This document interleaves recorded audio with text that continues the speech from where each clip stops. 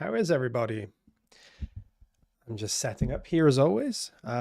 Yeah, today we're going to be doing something kind of fun, kind of a bit cute, and we're going to be doing a kind of epic version of the Minecraft theme, which I thought would be good fun. I've already kind of started it. We're doing sort of a trailer-like version of it, but kind of condensed into two pretty short acts. I'm not even sure we're going to 100% finish the second act today.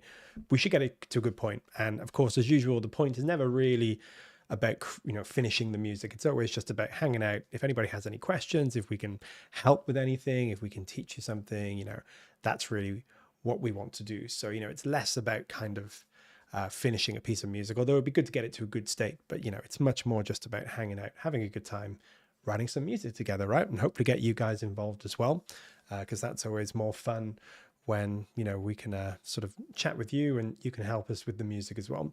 So that's going to be the plan today. I don't know if there's much sort of housekeeping. I like to call it housekeeping when we're thinking about what we need to talk about in terms of Maestro. We did have a video released on Sunday, me and Tom having all kinds of fun doing a new series we call Sketch to Score. So I did one a few weeks ago. Me and Tom did one together where we had to take a sketch, in this case created by our own in-house Audio Imperia team honcho Ollie. He created a little sketch for us, and me and Tom had to choose a random genre, and then we had to give it our best shot and turn this sketch into this sort of finished piece of music, short but sweet piece of music. And it was great fun. Me and Tom had an absolute blast. Also kind of a bit of a nightmare too. If you watch the video, you'll see what I mean. Had a few technical snafus. Neither of us know the machine that we were working on, because we were working on a different machine to the ones as usual. It was Logic. I don't use Logic. Tom's good at Logic, but yeah, it was pretty fun to make and hopefully fun to watch too. So if you haven't watched it, do check it out. And obviously if you're not subscribed yet, do subscribe. Really helps, and we're trying to boost the channel. We're going to have a lot more content coming. Obviously these weekly live streams. We're also going to be doing more shorts, more long content, all kinds of different stuff. So yeah, today we thought Minecraft movie out. We're going to do just a short but sweet kind of epic trailery kind of version of the Minecraft theme. I'm going to confess that I haven't played much Minecraft. Minecraft came out at a weird time where I wasn't young enough to play it or kind of old enough to reminisce about it. So I remember Minecraft. I have played it. I've made lots of very terrible little houses and worlds and things in Minecraft with my brother when we were just sat bored on some afternoons. But it wasn't like a game that I played loads. But I do remember the music, which is very lovely. And I can imagine if you were of the right age and you were playing Minecraft at that time, it must have been, that music must instantly hit you in the feels. And I heard it in the trailers that come out, and it's been used to great effect. So we thought it'd be fun just to do our own kind of epic-like version of the Minecraft theme. Yeah, so have you guys played Minecraft? Do you have fond memories of Minecraft? As I say, my memories, I wish I could say, I was a child when it came out, and, but I think I was in my late 20s. So didn't play as much of it as some people, but I know loads of people have very, very fond memories of Minecraft. My memories are from ancient times of like Sega Mega Drive or Genesis and PlayStation. Thanks. Now I feel old. I know how you feel. Yeah, this is because we were coming up with ideas for videos, and we were thinking, what could we do that would be fun? And Ollie, who is quite a bit younger than me, was like, we should do the Minecraft thing because Minecraft's come out, and it'd be great to do some music based on the Minecraft music, and maybe do some epic versions. And I was in my head thinking, I don't really remember that much about it, but I think to a lot of people, and people like Ollie at that age, it's a huge thing. And to be honest, of all ages as well, because I do know lots of people that play it, but I didn't play it as much as some other people. Although I remember watching this crazy video once of some guy that recreated the entire of the USS Enterprise in Minecraft. This was like years ago, maybe a decade ago now, maybe more than that. But he'd done like a full-size version of it, complete with working lifts and whatever. But yeah, sorry to make you feel old. I'm also feeling old, but that's now become a permanent feature of my life, feeling old. And yeah, my reminiscing goes back to like crazy times, SVGA monitors and 4 megabytes of RAM. My first computer had a 270 megabyte hard drive. Well, in fact, my very first computer was a Commodore 64. I don't think it even had a hard drive. but my first PC, yeah, 4 megabytes of RAM, 270 megabyte hard drive. I mean, what's 270 megabytes now? You get images that are bigger than that. So Minecraft, yeah, kind of fell through the cracks for me a little bit, but I did play it. I do remember it. Great music. And it's going to be fun to do a kind of epic-like version today. As I said, I've already been working on this a little bit just to come up with an intro. And then we're going to maybe do a kind of epic trailerized back end. So yeah, hopefully it'll be good fun. So if you guys got fond memories of Minecraft, let us know in the chat, because it's always good to hear. I'm getting more fond of reminiscing, again, because I'm old, you know, so I'm always chatting to people about, oh, remember this, remember that. And yeah, Minecraft, I think I was playing Elder Scrolls more than I was playing Minecraft, but we're going to have fun doing a little version of it today. Yeah, if you have any memories of it, let us know. So I'm going to head over to the door view in a second, and we're going to get going with it. I'll show you what I've done. We'll do a little breakdown maybe of what I've done so far, and then we'll just get into it. We'll just have some fun. You guys can help out if you have any ideas, suggestions, things I should or shouldn't do, put them in the chat. This is just going to be a bit of a fun ride. So let's head over to the door and we'll carry on with this. Okay, cool. So we should be up in the door now, which is great. I'm just going to, oh, that's not what I wanted to do. Ignore that. Good start. So yeah, this is me on my machine trying to get all my windows set up. That looks good to me. Okay, cool. So we have a door view, and I've written this so far. Let me just show you what I've come up with. If I move this here a second, find a tiny bit more housekeeping, then we're done. Cool. So this is what I come up with so far. Now, if you know the Minecraft theme, you're going to know this instantly.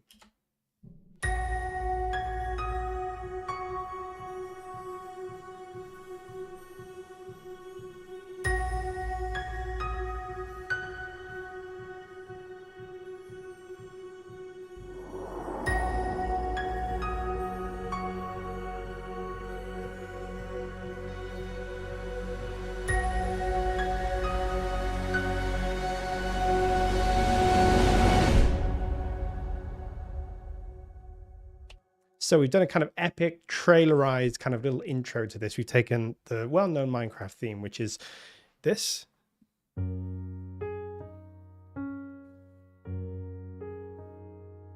Which is super, super simple. I can show you guys on the piano if you want to, but it's a really simple theme. It's all black keys on the piano, funny enough, but it's got this really nice sort of pentatonic feel to it. This intro is all just in sort of G flat or F sharp, depending on how you think about it. Nice, yeah. And we've just done a kind of almost like you would do if you were writing trailer music. You know, you very often trailer music starts with these kind of atmospheric intros where you may take a theme or something and kind of give it this spacious, larger than life kind of character. So that's what we've done. Let me just show you how I put this together, and then we will go through and carry on with the next half. We're going to sort of skip the middle section. Trailer music's usually in 3, so kind of epic trailer music, intro, sort of second act, and then a big back end third act. We're just going straight to the third act today. And as I say, we may not even finish it, but we're going to flesh it out enough that you'll get a good sense of how we're putting it together.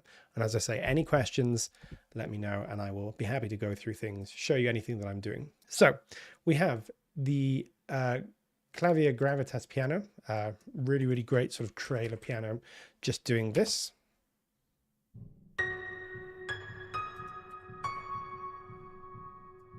Really simple. You can see on my keyboard here. Simple statements of the theme, a tiny little bit of this modulation here to give it some air. And I've also added some reverb too. What I've done then is I've done a kind of hyped version of that Gravitas piano. And I've just taken the last notes and exported them to audio. The thing about epic music, trailer music, or just music in general really is more often than not, you don't want too much what you might call empty space. Things can feel empty, but they can't usually just be empty, because if you lose all momentum or nothing whatsoever is going on, it can sound a little bit flat or a little bit like maybe the piece isn't progressing. Now, if I was going to do this and finish it off completely, I'd probably add even more sort of subtle bits and pieces to this intro, maybe some subtle kind of effects or movement or something. I haven't really spent too much time on this, so I haven't done it. But to give a little bit more movement to these final notes, I exported this audio and just sort of faded it in and out. It's doing this. So it's a much more heavily processed version of the gravitas with some kind of granular style layers in it. And this is just coming up in these last notes. If I show you how that sounds with the original piano, oh, if I can find it, there it is.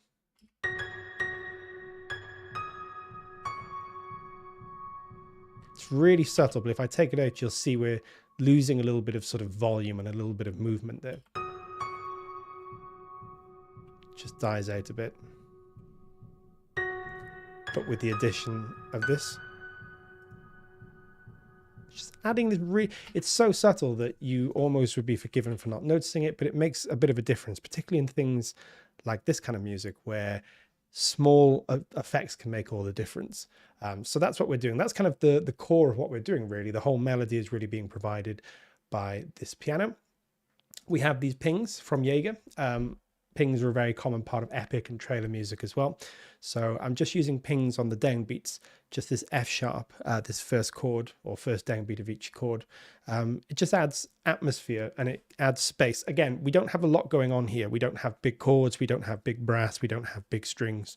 So, but epic music and trailer music is always about, you know, larger than life. Even if something's very minimal, it's not actually going to be that minimal. When you really listen to everything, there will be either lots of layers or few layers with lots of processing and space in them that make them sound larger than life. If everything sounds too minimal, it won't really have that epic feel. So here's what the pings are doing. Lots of space, lots of kind of little textures there.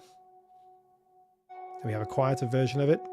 And I'll just show you at the end with these pings. I'm basically having a ping, then I've reversed it, and I'm fading that reverse in to give us sort of this ramp into the outro, or the outro of the first act.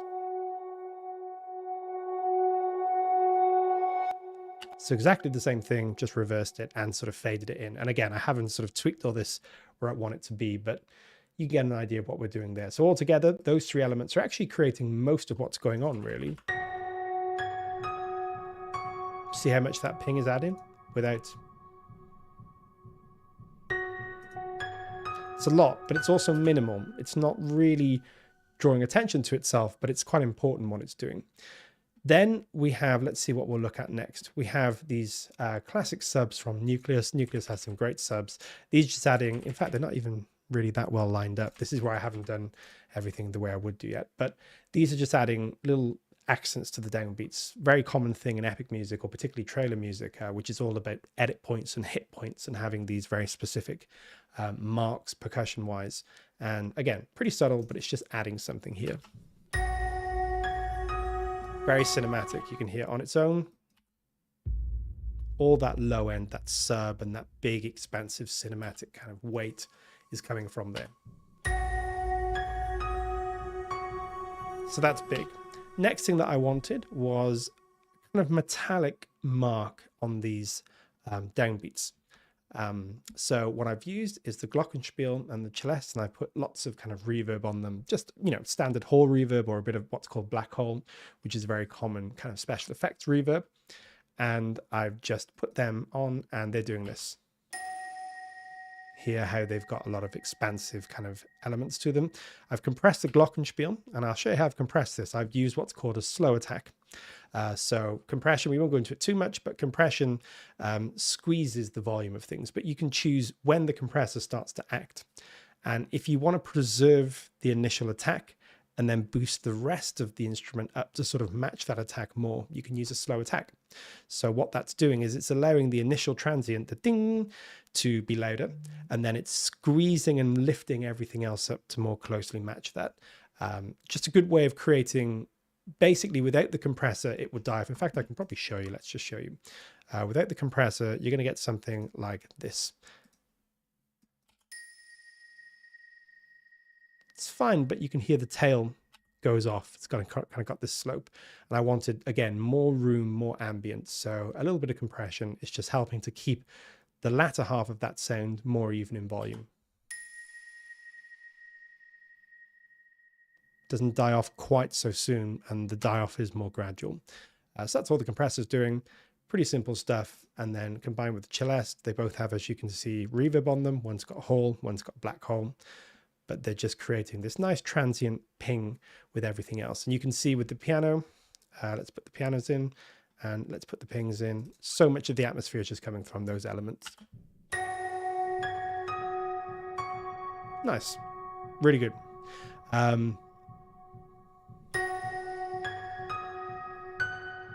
So that's pretty much all the melodic elements and the main elements that you're drawn to, but you can hear without anything else, it sounds a little bit sparse, particularly in the latter half. Once we have the melody finish and it rings out, we need something else. So we're using atmospheres and pads.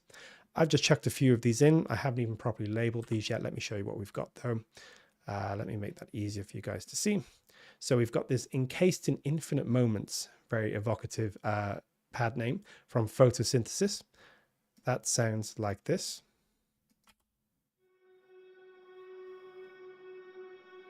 Really simple, but got some movement to keep it interesting.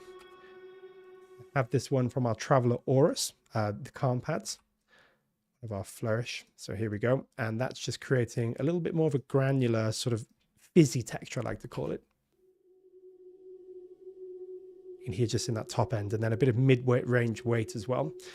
And then we have a few more. As the track goes on, I'm tending to build the layers in again, because everything about trailer music is sort of starting at 10 and going to 12, basically, even the quiet stuff. So everything nearly always ramps up towards a kind of climactic element. And the way to do that with the pads is just to introduce either more pads or modulate the pads in such a way that they gain in intensity in a natural way. I'm doing a bit of both here. You can see I'm using some volume. I'm also using some modulation, and I'm also just sort of adding everything together. So we have, as we go through, this nice sub sound, which I've just made with a free synth called Vital. This is one I made myself. It's called a respace. Long, complicated way of saying two oscillators oscillating together with lots of different voices creates this kind of really cinematic, kind of wobbly, but also very deep and sort of fundamental sound. As we go further through, you hear it more.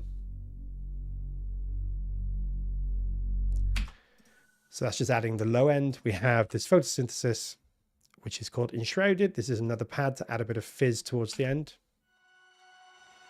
And I have distorted this just with Cubase's stock distortion. There's so many different distortions. I'll be completely honest with you. Most of them do pretty much similar things. You know, some will have different sounds and different textures and effects, but many distortions are just relatively simple wave shapers, and they're just going to do a nice job of distorting a signal in a way that's quite interesting. So I'm just distorting it to give that back end a bit more fizz.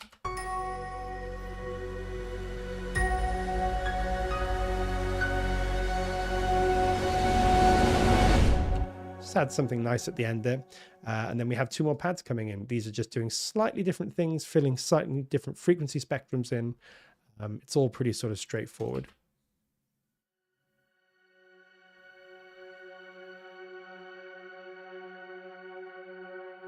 As you can hear, everything's sort of gaining in intensity.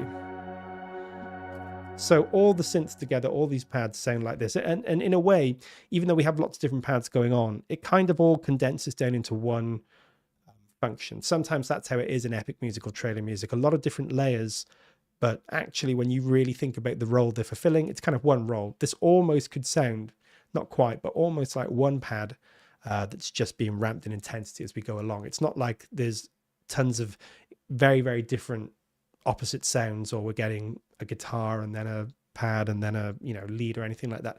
It's all sounds pretty similar, but we're just ramping the intensity. It sounds like this on its own. Simple pad, we'll barely hear it in the context of the mix, just adding some kind of sustain. And then as we go through, it will increase in intensity. You can see around here a little bit more harmonic complexity.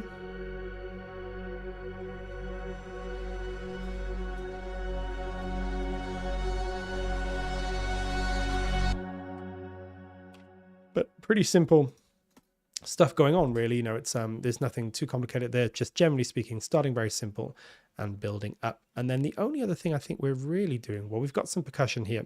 That's nearly all just on the back end. We do have this mark tree. So mark tree is like a bell tree. You can use a hand or a beater to do some shimmery stuff. And it just sounds like this. I've got a little bit of reverb on it. Really simple. Now, this is really just reinforcing the pads. Let me just show you with the pads. This almost sounds like a shimmery texture on top of the pads. So it's not drawing attention to itself or doing anything different, just with nice shimmery top end without loses a lot of energy. But you might not notice it at first. It's just adding something in that top end. So that's all that's doing. And then we have some simple percussion here. I've just got some rolls that I've just exported out to audio. I like to do that sometimes. And they're just creating a little ramp up to that very last section.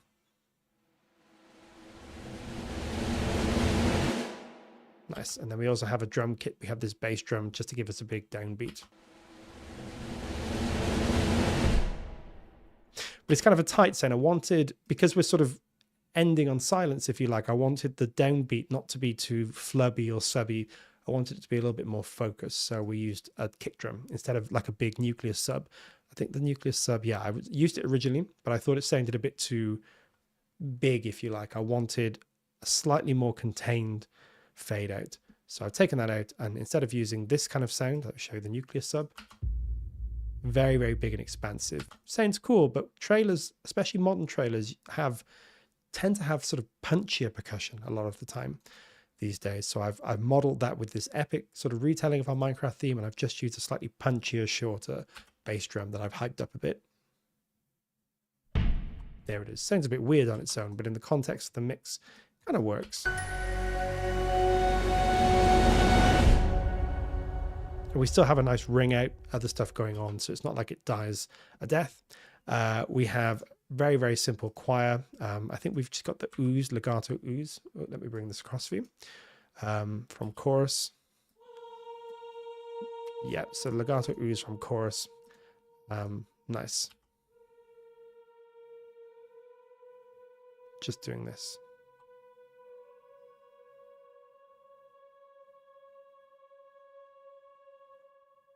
Really simple, but it just gives us a kind of, not even a counter melody, but something going on just to add a bit of forward momentum and a bit of movement, which is working quite nicely for this. And then we just have really simple strings. We're starting off with harmonics. I love harmonics because they're very common in trailer and epic music. They add a lot of upper end, airy, almost kind of magical quality to things.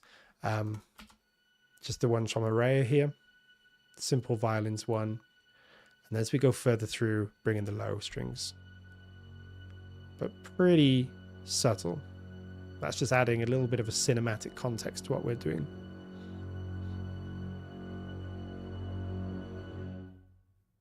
Nice. I haven't even treated them yet with any reverb or anything. I may not. We'll see as we go further through. And I think that's kind of everything. You know, we have a couple more small things. I have a little transition element here. These whooshes from, I believe, Artifact Reanimate. I can just load them up. Where are we? Oh, that's not working. See if I can get that to work a second. Don't know why that's not loading up. Oh, I know why it's not loading up, because I've exported it to audio. So it's not actually a contact instrument. That's just me being tired. Long day. Here we go. So I've exported it from here. This is Artifact Reanimate, simple whoosh.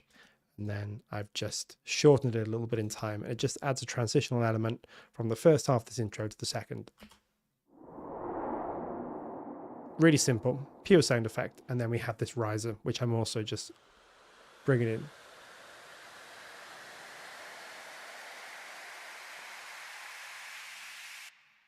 Risers, very common in epic music and trailer music, also very common in EDM, which I think is probably where they originated and where they've been borrowed from for this kind of genre. Risers just often based around white noise that just increases in volume or increases in pitch or increases in intensity somehow, usually with a filter opening up, which allows more frequencies to come through. Just a great way of creating energy. And again, it's not something you necessarily hear in epic music and trailer music, but you feel it. So if we listen to this final thing one last time, you'll sort of feel how that riser is adding intensity to the back end of this and sort of takes us out to the next section.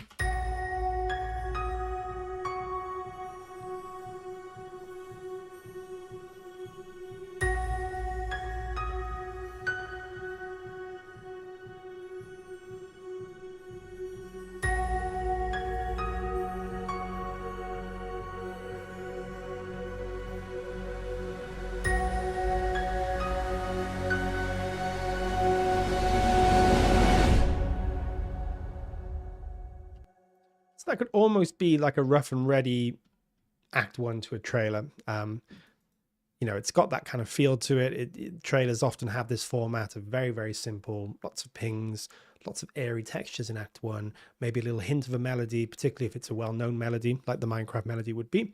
And then you sort of ramp up to the kind of outro of that.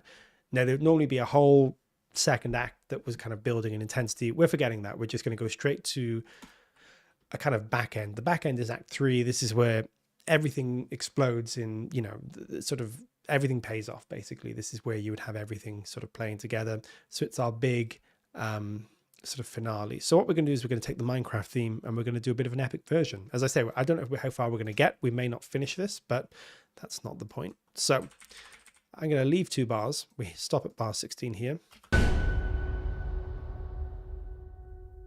And we're going to start there. Now, we're probably going to use a little whoosh to get us to that point, but we'll add that afterwards. First thing we're going to do is get the melody in, I think. Now, I think we're going to go pretty traditional here and use horns, maybe high strings. Horns are very common, again, in trailer music, epic music. They just have such a noble, brassy, brash quality.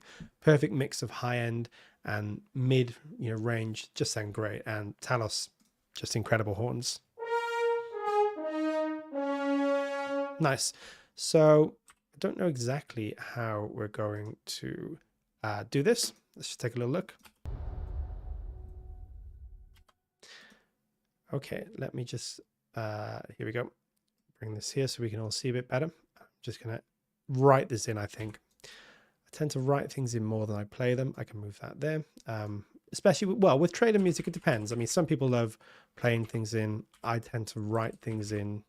But yeah, we'll see how we go. We'll probably do a mixture of both. So yeah.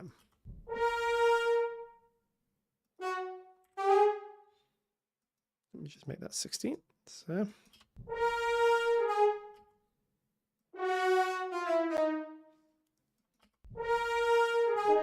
Oh, that's me instantly getting that wrong. There we go. Now I've just got this in legatos at the moment.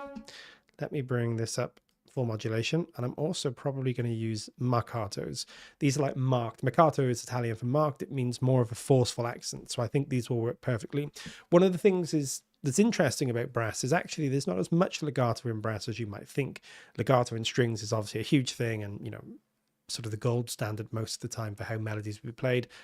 Brass tends not to be as legato heavy. It tends to be more marked partly because of the way breath is used, you know, and the way it's pushed through the mouthpiece, partly because that's just what sounds great with brass a lot of the time as well. So yeah, we're going to try these marcatos and see where we get. Let's just try the shorts and see what we think. I think we're going to need longer there. We may end up using sustain if these don't work. Yeah, let's just try sustain. And sometimes what we'll do is we'll layer them up, get best of both worlds. Nice. That sort of sounds okay. We might layer them up. But for now, that will work. Sounds a bit weird on its own, but as we get further through.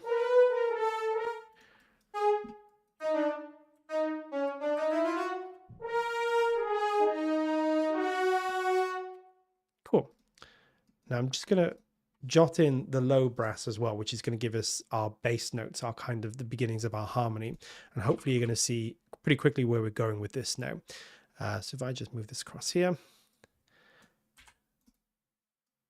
and we're starting here. I've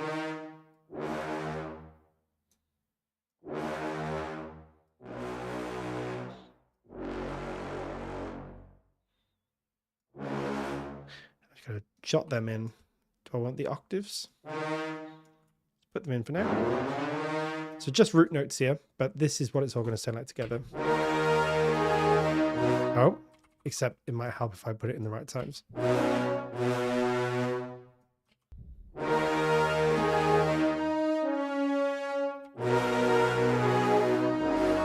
So yeah, you're going to see what I'm doing. I'm not getting very good with my timings today, am I? Hopefully you guys can see that. My screen's going a bit weird here. So there we go. I can just extend all of them have to be absolutely perfect here, but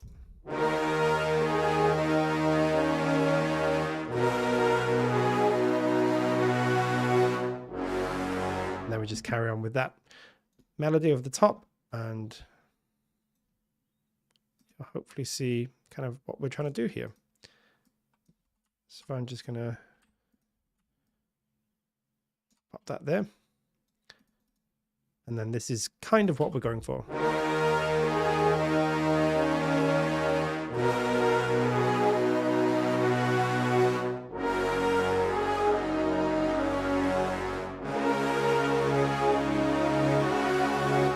Now we'll obviously spruce this up. It's not just going to all play out like that, but we're just blocking in the idea of our melody. And what we've done here is a very common trailer technique. If I just bring up my piano, kind of show you what we're doing here. Let me bring up the old clavier. You know, I'm always forgetting that I've got the old clavier in there. I want to bring up the new clavier, sorry, not the old one. How is everybody doing? As I say, if you've got any questions, however small, however big, feel free to shout out, because that's what we're really here for, is to try and help you guys along, or just sort of show you how we do things. And, you know, if you anything that you like that we do, feel free to sort of take, you know. But yeah, if you have any questions, if something I'm doing doesn't make any sense, if you want more clarification on something, I'll be more than happy to give you guys that. So this is what we've done. We started off with this F sharp and then the melody. So you can hopefully see this. In fact, let me bring up my ridiculous. Well, do that. Ridiculous. This will make it a bit easier for you guys to see what I'm doing. Cool. So that's hopefully easier for you guys to see. So we're doing, this is how we're starting. As we said, it's all in either G flat or F sharp. They're the same thing. Let's move this to F sharp, make it easier. This is our intro, just all the same chord, bass note, all at F sharp. That's all we're doing. Now, to make things interesting in the second half, we tried to do a whole second half that just went.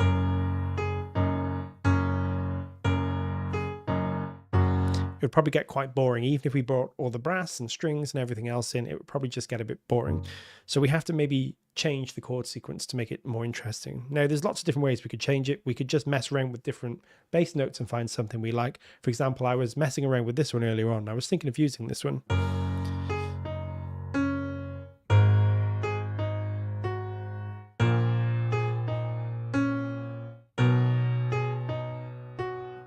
Could have used that. The other one I came up with, which is what the one I think I'm going to use, is we're starting in F sharp. And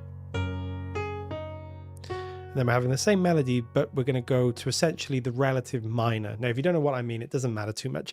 We cover this in the Modern Composer Blueprint, our course, but essentially every major key has a relative minor, which is made up of the same notes. So you can go from essentially the happy major key to the sort of more dramatic minor key, but share the same pitches. That could be very useful. And that's what I'm doing here. To add more drama to the end, I'm going to the relative minor, which is always 3 semitones down, or 3 keys down. So going from the F sharp down to the D sharp or the E flat. So we're going.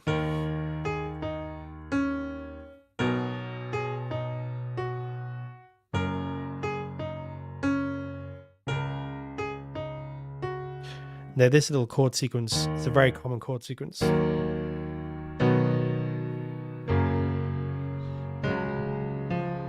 Very common, often used in trailers, because it just sounds good. It sounds dramatic. It's got a nice sort of cyclical quality to it. You know, it's got plenty of drama. So I'm just using that. I'm putting our little Minecraft theme over it.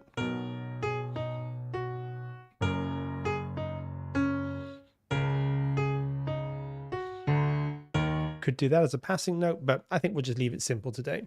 So that's all we've done. We started in major, and then to make the back end more exciting, we've still gone to the minor, which is always going to sound more dramatic.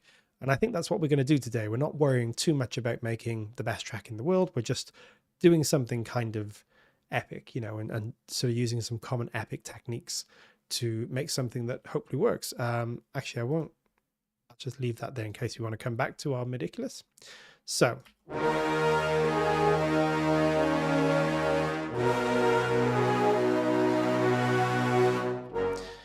not quite there yet. Now, one of the things I want to do, a common thing in, well, just music in general, but trailer music is you have these big marked intros to chords and the downbeats. Bum, bum, bum, bum, bum. And you want to really accent them. But as things go further on, you want to kind of bring the intensity down a bit. So when the next chord lands, it's got a lot of impact.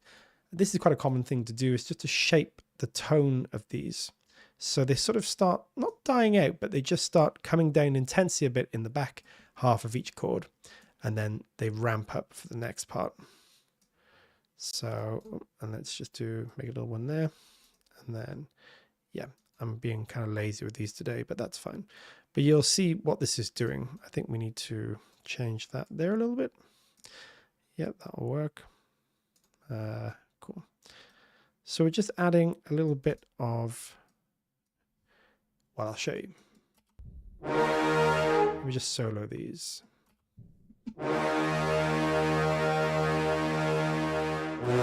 Now I can maybe make this even more pronounced. Let's try it even more pronounced.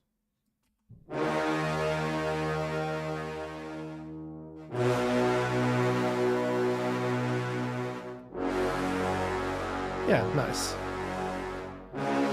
It's just adding a kind of downward ramp to the back half of these chords, which is just allowing a bit of space for other elements to come in. It's going to not have everything just, if everything's just blaring constantly, absolutely no modulation, no kind of attention to expression or realism, it's just going to sound a bit too one-dimensional and not very exciting. So we want to just make sure we got some gentle movement in here. And generally speaking, you want big downbeats, and then maybe just back off a little bit before the next downbeat. So altogether, it's going to sound like this.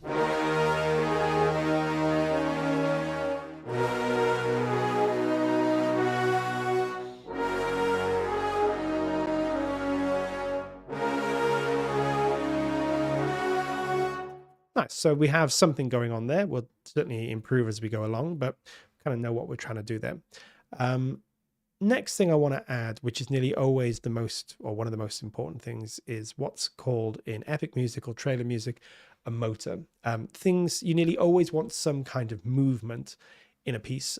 If everything is just blaring, it can work sometimes, but you'll want some kind of movement so that things don't get static. As we said at the beginning of this, if you ever have too much static sort of elements, if you have a chord blare and then 3-4 seconds later it's just doing the exact same thing, your ears and your attention will naturally think, well, where is this going? What's going to happen next? I'm getting a little bit, I've already heard this, I want to move on to the next thing. Motors are a great way of adding tension, adding drama, adding motion. Yeah, they're super, super common. So what we're going to do is maybe just start bringing in some motors. I'm just going to use the ensemble patches from Araya here. Let's see, we've got these spiccato fast. Beautiful, sounds great. And we're just going to add in kind of this ostinato or this repeating figure.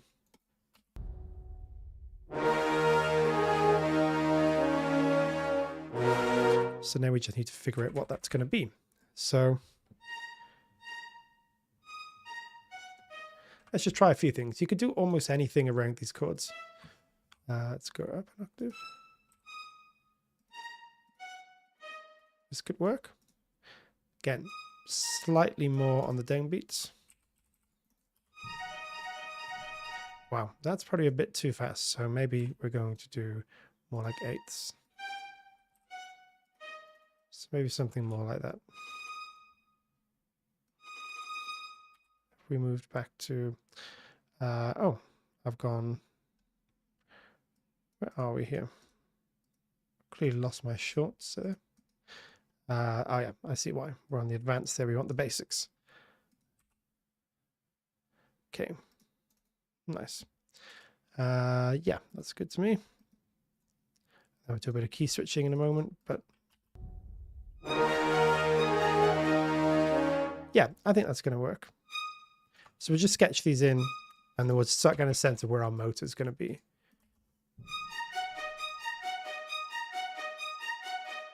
Nice. Now with these, we don't want to move everything around. We have these chords. We have this E flat minor or D sharp minor. Then we have a B major chord. But where we can, we'll share tones. Let me just show you. We have E flat minor, That's these three D, oh, actually I'll say D sharp minor because that's really the key we're in. So we got D sharp, F sharp, and A sharp.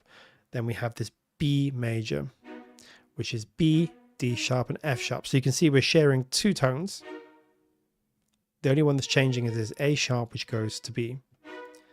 So we should look to keep those tones consistent, really, which is what I'm going to do here. We can see we've got this D sharp here, so I'll keep that going. We've got this A sharp here, so I will change that to our B for our second chord. We've got this F sharp, which can stay consistent, and then we've got this D sharp again, which can stay consistent. So we don't really need to move this one.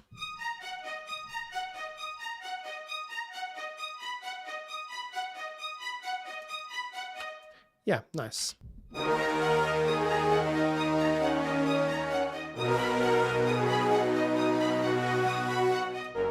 Yeah, that's going to work, I think. And we'll just keep this going. And again, share tones or keep tones as close to each other where possible is the general rule of thumb. You don't have to do that, but it kind of works. So we're going to this F sharp. Let me just show you. Let me bring that back up. So we've gone from this B to this F sharp from here. So we're sharing one tone, which is this F sharp. The B can change to the A sharp, and the D sharp can change to the C sharp. So that's what we're going to do here. So we can keep this one. Actually, no, sorry, we can't. We've got to take that down there. That B is going to become an A sharp. The F sharp can stay. And this D sharp is going to go down to our C sharp.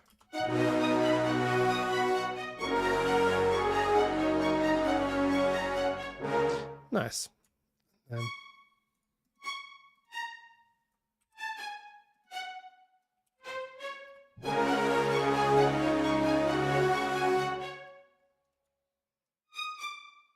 Actually, I'll just copy that part afterwards because we can do a simple cut and paste.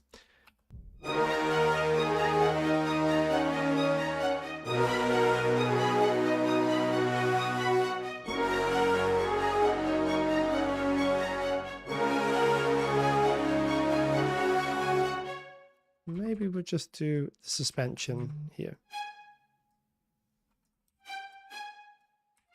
See what we think of this. No, I think we want to keep it that suspension because of the way the melody goes. Nice. I think that works though.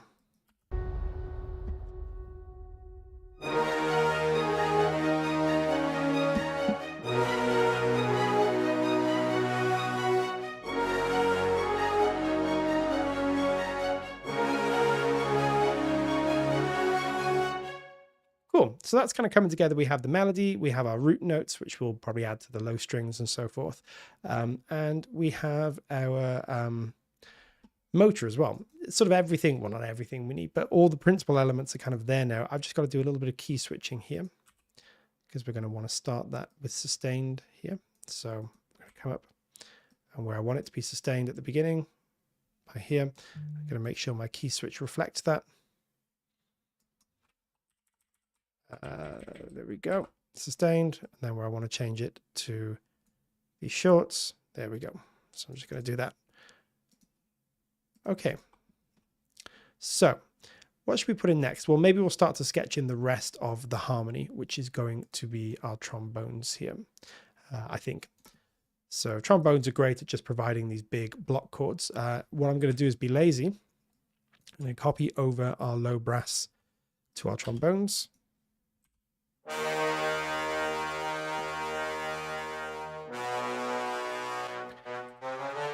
Now again, we're going to sort of share tones where possible. We'll keep the bass.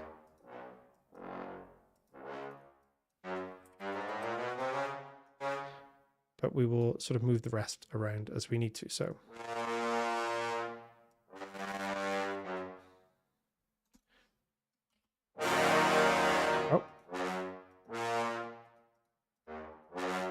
yeah, maybe we'll do that.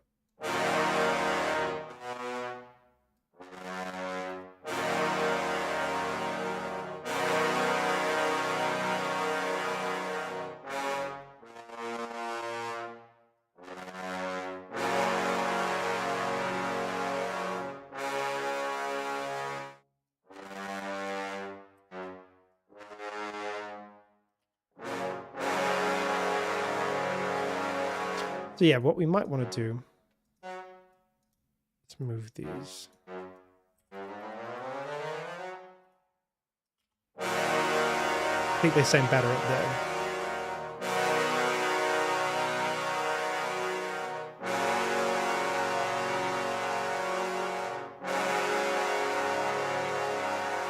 Cool. And we'll just bring these down sort of so they're going to be in the mix, obviously, but we don't want them to be too loud. We want to hear some of the more sort of motor-like elements going on.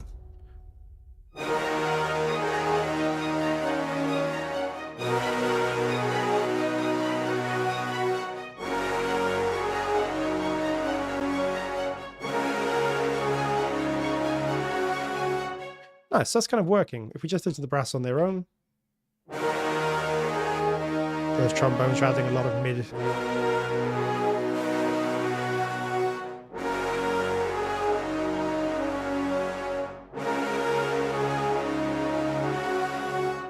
Now, we haven't really done any reverb or anything to these yet. We won't just now, but they sound a little bit dry and maybe a bit small at the moment because of that.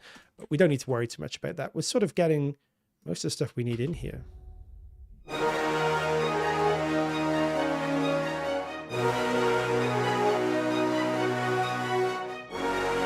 Now, to make sure these shorts stick out, we're going to do a very common technique, and that's just double them in octaves. So the exact same thing, but an octave lower.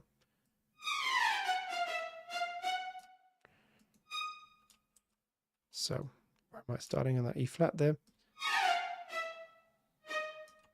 Nice.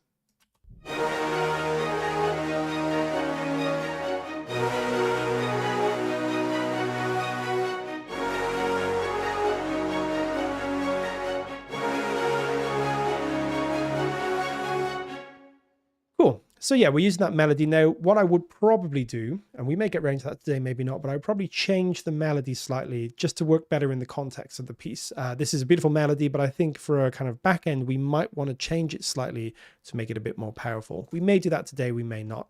It doesn't really matter too much. We can sort of get the gist of what we're doing.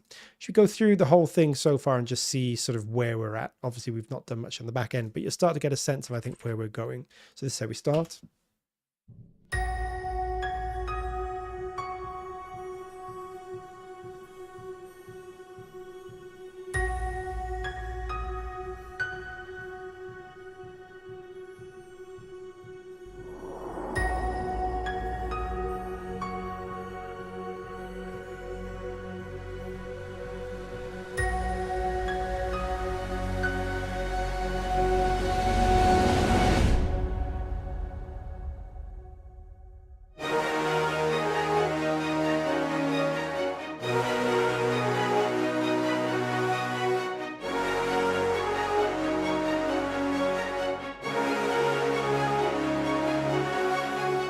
So sounding pretty rough, but you can sort of see how one section is probably going to go to the next section.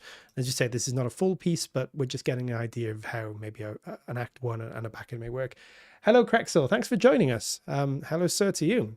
We're just doing some Minecraft fun today. Yeah, we're going to see where we get to. Like I said, we're not going to be too worried about finishing this. We're just going to sort of go through the principles of epic and trailer-like music. If this was a real trailer piece, I would probably put some more hits in the beginning of the intro. There's probably not enough going on to truly make it a good trailer piece, but we're sort of doing more of a trailer epic thing. And again, we're not going to be using this for anything. So we're just sort of going through some principles. What I am going to do is just quickly put in my sub bass.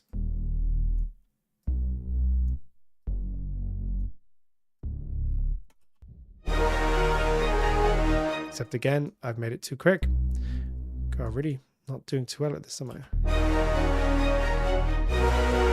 So, oh, and I'm not gonna legato these together. I'm just going to leave little gaps again to create this sort of flow of like the big downbeat and then going down a bit more as we go. Now, we're probably not going to want this bass to be that loud here.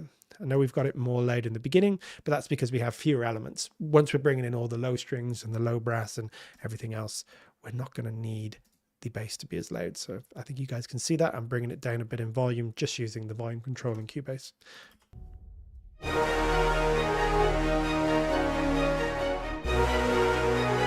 but it's adding a lot. We're beginning to get that cinematic sort of hybrid epic element to it. If I take it out,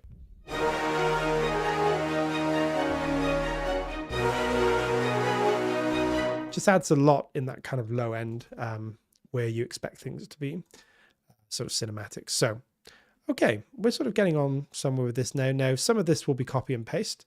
So, for example, I can probably take these, copy them to our basses.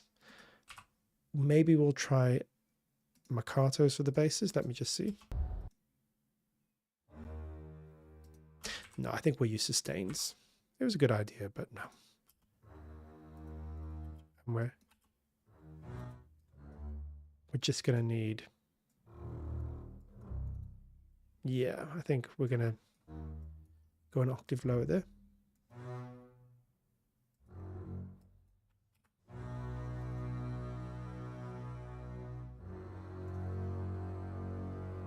Maybe down. That's going to give us that nice big low end for that section.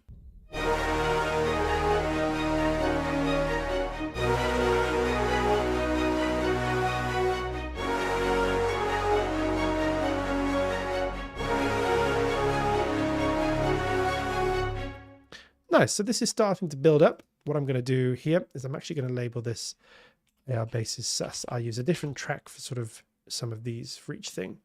I'm going to do the same thing here in the cello, but an octave higher. That's not the sustains. That's the pits or the Bartok pits, I think, maybe. So, that's coming the wrong. Sorry, guys, it's all going wrong today, isn't it? That's what I wanted. I want that. Cool. So, and then we've got, I see, we must have, yeah, we're going to have a key switch here. Actually, I'll do it this way. Take those an octave up. It's understandable we got a key switch because that was our bass. So that's what we want. All sustains. And then in the second half, just adds that upper bass element.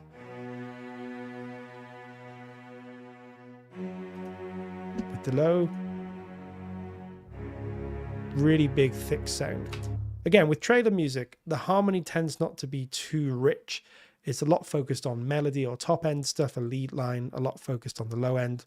There is a lot of stuff going in the middle, but some of it will be synth based, some of it will be motor based. The chords will tend not to be too prominent in some ways. Sometimes you might not even have chords. You may just base things around root notes and melodies or very simple harmonies.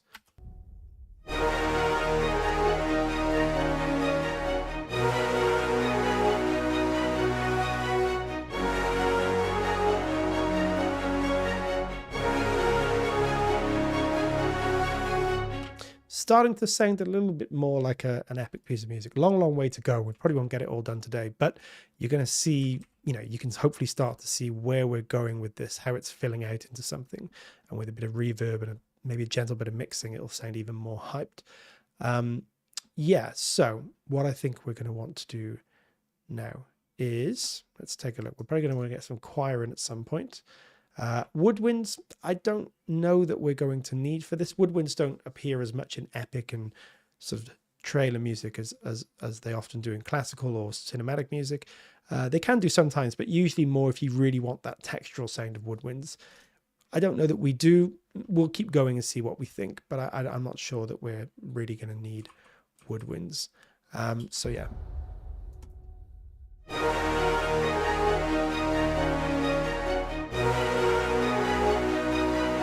So what I'm going to do now is I'm going to bring in my chorus choir.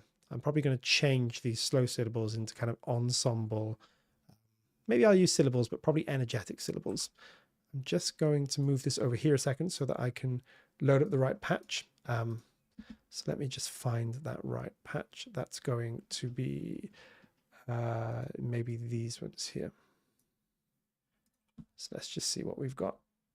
See if these sound good enough.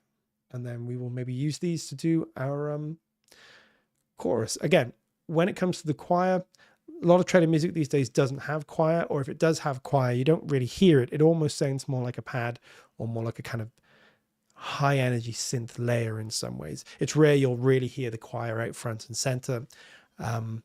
But hey, it sounds really good. And I think if it's low down in the mix, but still providing some of that natural human vocal energy, that could be really useful. So I'm going to put a choir in. We may use it, we may not, but we'll sort of put it in and see what we think. So I'm going to want, actually, no, let me not use them. I want to use the ensemble, maybe the women energetic syllables. I've loaded the traditional articulations there. I think I actually want the energetic syllables. They're going to be a little bit more forceful, just I think a little bit more suitable for this kind of back end sound. Hey Sidanva, how you doing? Good to see you. Thanks for joining us. I'm going to take a little sip of this whilst we're going through. What are we thinking so far? Anything you would add? Anything you would change? We're obviously pretty early on in this process, but yeah, if you guys have any ideas how you would do it, or if you like what you're hearing, or you want to know something about how we're doing elements of this, feel free to get in the chat and let us know. Nice. So all I'm doing there is just playing notes, and every time I play, it's changing the syllable. I can show you here. Let me bring this back across. Now I've loaded it up. You can see what's going on.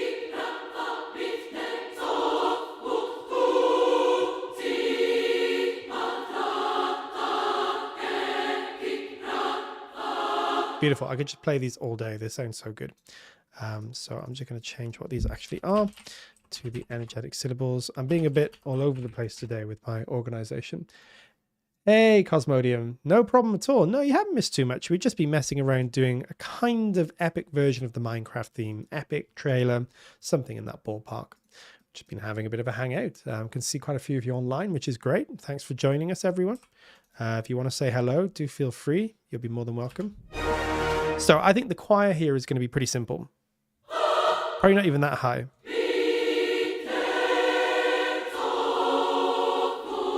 I think just that, really. We may do some syllable changes to give. The syllable changes will give it a little bit of movement without you really hearing any difference. Sometimes these subtle things are important. I'll show you what I mean and we'll see if it works. Here we go. So, being lazy and writing this in again, but I'm not too worried about that. Let's see what we think of this. Yeah, maybe. So let's have a little listen what we've got. But I think if we do this, we're going to want it on the beats that are changing. So I've made that slightly wrong, I think. Yeah, nice. And leave a tiny little gap between each one so that we get movement in the syllables. You've not missed much at all. And anything you have missed, we can recap. It's going to be fine. So.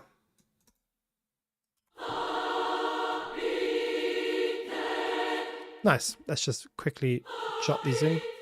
Same principle again, only move the notes we really need to move. Because, for example, we could do this. We have this E flat here. Now we could move every note down like this.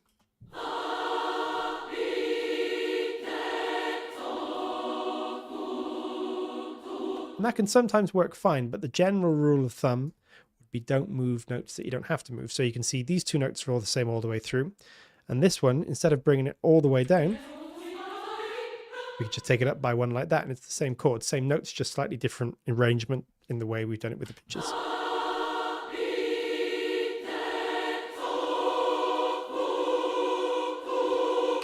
So that's what we're aiming for here, is just sort of moving as little as possible. Generally speaking, big leaps in music don't sound all that great. Sometimes they can. And sometimes you have no choice but to leap around a little bit.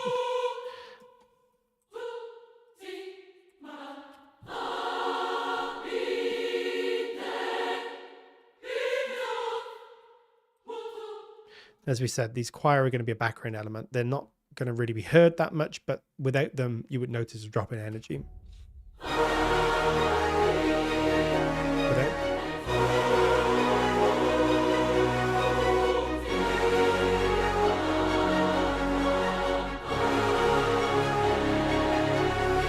something like that for now. I would maybe tweak those choirs, maybe have them move with the melody a bit more, but we won't worry about that too much for right now. We'll sort of get everything in, get things kind of working and moving, and then if we want to sort of rethink that stuff, we'll rethink it.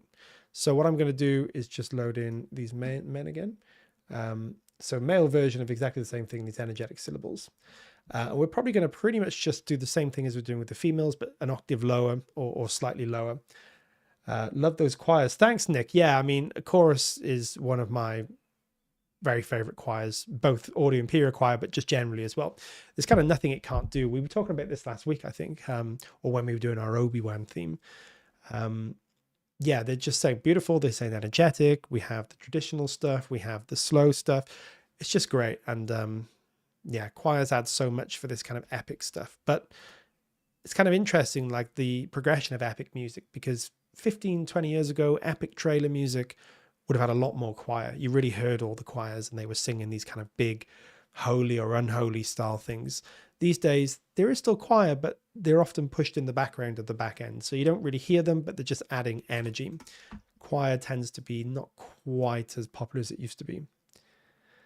Nick, sorry that I put your hand in your pocket. I mean, you definitely, chorus is, you know, I think I use it for 90% of my choir stuff, 95 even. There may be one or two very specific things I sometimes want a slightly different tone for. But when it comes to trailer or epic stuff, it's nearly always chorus, because it just does everything that I would need for trailer and epic stuff. It's very, very rare it can't do what I want. I mean, don't feel pressured, guys. Of course, you know, you use what works for you. But yeah, I think when it comes to vocal libraries and choir libraries, chorus is definitely, and I know I'm biased. I always say this, I'm biased, but it's one of the ones where I say 100%. I think that choir will set you up for life for nearly all your composing needs. There will be very little that you can't do vocal wise with something like chorus. So we've now stacked the male and female choir up, just give more sort of pitch range, give it a fuller sound. It's going to sound like this.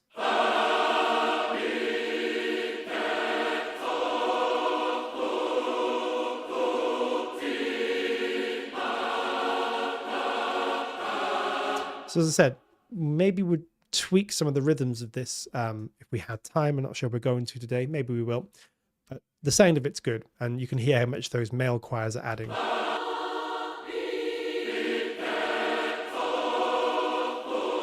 And yeah, I just love these choirs. I mean, you know.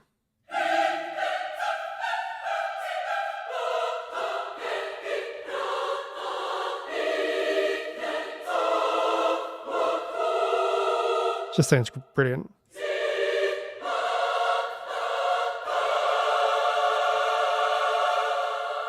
Obviously, you have the mod wheel. Gonna get those big swells and things. Yeah, tons of fun. What I am going to do with these choirs is I'm going to push them back with some reverb. You can see hopefully what I'm doing here. Yes, you can. I'm going to use a bit of room reverb.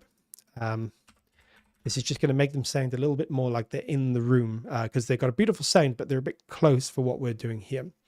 Push them in the room. I'm going to add some hall reverb as well, which is going to make that lovely sort of choir bloom that we normally want. So I don't know how much, maybe 12 actually. We'll have to tweak with this, but this will put the choirs in a bit more space. Hear that? Yeah, so maybe dial that back a little bit.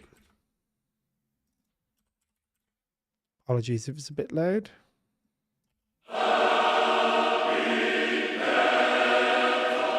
It's this one here. I wonder why that was happening. I had it way too loud on that one. Definitely don't want that. But you can hear. Without, they sound like they're in a relatively small room. Beautiful sound, great ambience, but yeah, they sound a bit small. With the reverbs.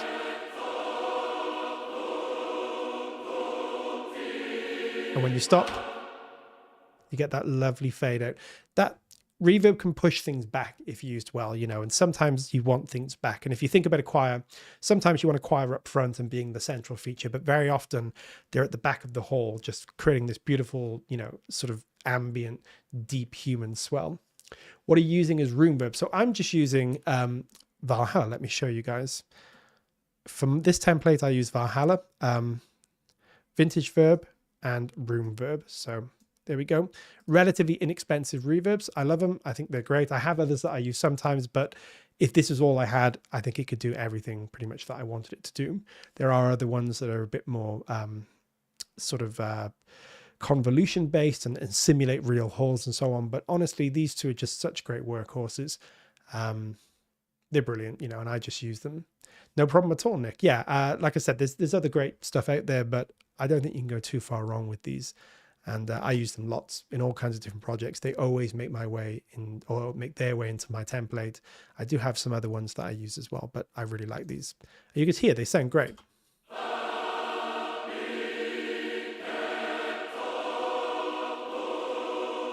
So we go back. And that's just going to help almost mask those choirs a bit, which I know sounds weird, but as we were saying, because we don't want these to be front and center, we want them to be a little bit masked. They're also going to sound a bit more epic now because they have a bigger sense of space. Yeah, so.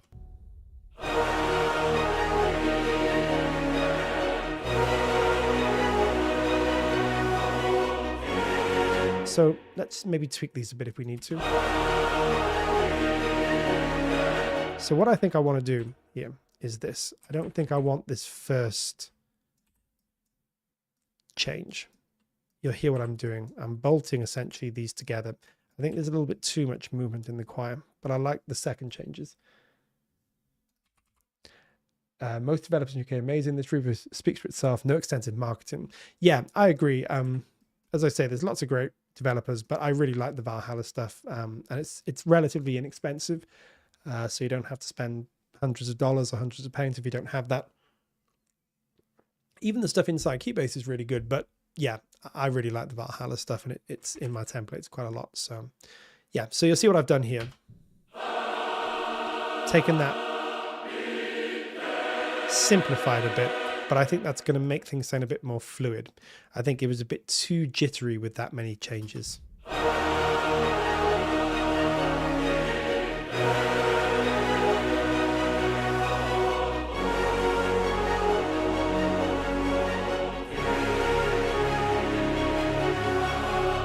And we'll probably tweak that even more if we have time, but for now that'll do. Okay, next thing that I want to do is I want to copy what's going on in the horns to high strings. So I'm going to use probably these performance legatos. Just a rare.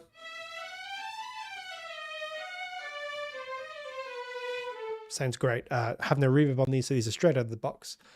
So we may want to add a bit of reverb again to make these sound a bit more expansive, but we'll get to that part. We don't need to worry about it too much right now.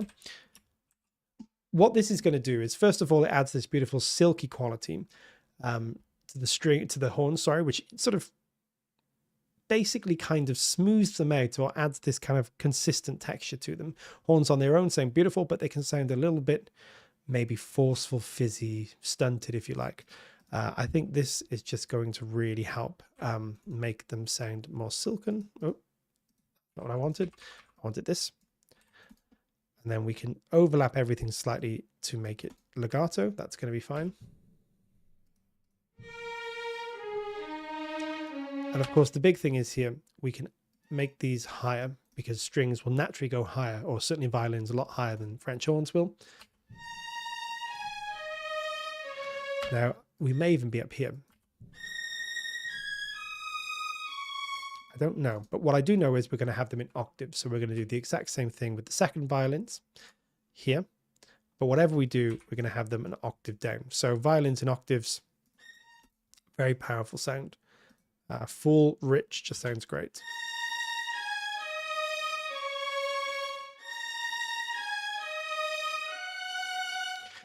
So this is a common technique in epic music and trailer music.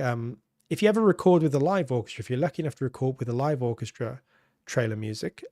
Very often they'll do the strings in two passes. They'll do long strings and short strings.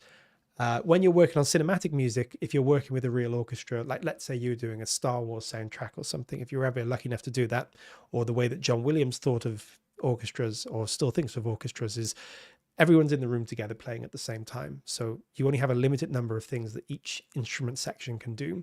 That's not true in modern music, where you can overdub if you need to once, twice, 3, 4 times. And that's a very common technique now, where you may have the whole string section play a short sequence and then overdub over the top of that a big soaring lead line or something. So that's kind of what we're simulating here. We have these shorts, but we're not worried about, what instruments would be playing those shorts, because we don't have to. We could just say if the violins were playing the shorts and they were playing the melody, we just do 2 overdubs, one with the shorts, one with the melodies. That's how sort of epic and modern music works. We have that luxury these days because we can just record and record and record. Whereas, the sort of older composers would very much think, I have an orchestra in a room and each person can only do one thing. What do I want that person to do? So we're using a slightly different technique here, but let's see what this sounds like.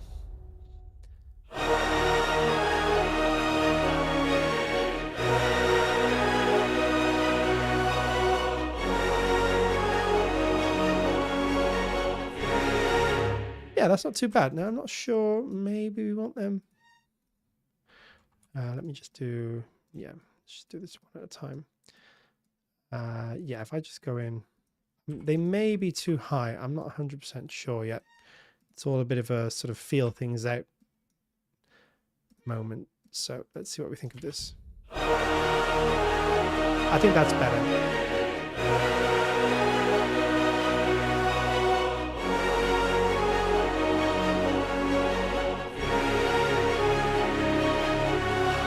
What do you guys think? I think that sounds better. I think too high, they're just peaking out too much. They're sort of distracting almost. I'll show you with everything. Could work, but I'm not feeling that just at the moment, I don't think. Okay, so I'm still not 100% sure about these.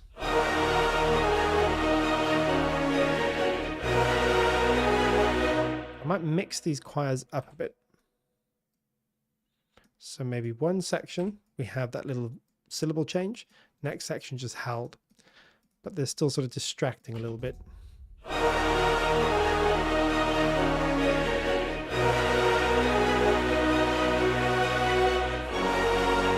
I think that looks better.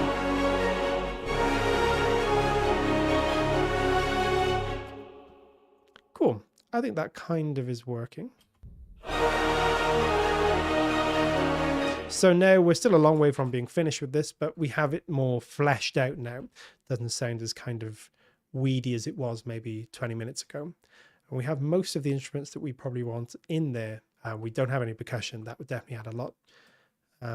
Let's have a listen to the whole thing and just see where we feel we're at with this.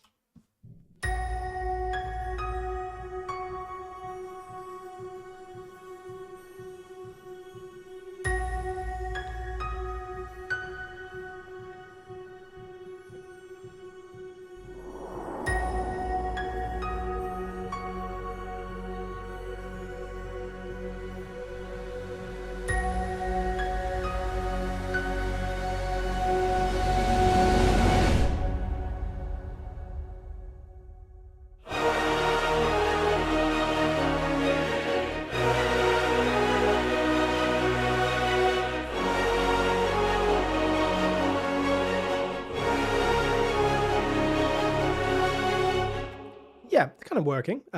Definitely sounding not quite where we want it to be, but sort of all the main elements are there, or thereabouts, which is cool. Maybe we'll do a tiny little bit of mixing, but I don't want to get too much into the mixing. With epic music and trailer music, mixing is quite important because you are sort of adding subtle hype to almost everything that you're doing. But we could get lost doing that if we get too much into that, but we'll maybe just do some simple things here. So this is our brass. First thing to do, I think, is we're going to add a little bit of reverb. This will make a big difference in and of itself. We're not going to add much. We don't want to wash it with reverb because we have a lot going on, but a little bit of reverb, I think, is really going to help just make this sound a bit more realistic.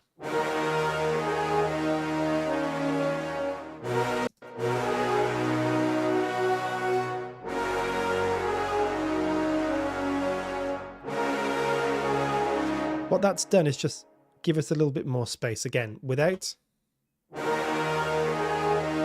Quite small. With. Opens up the room.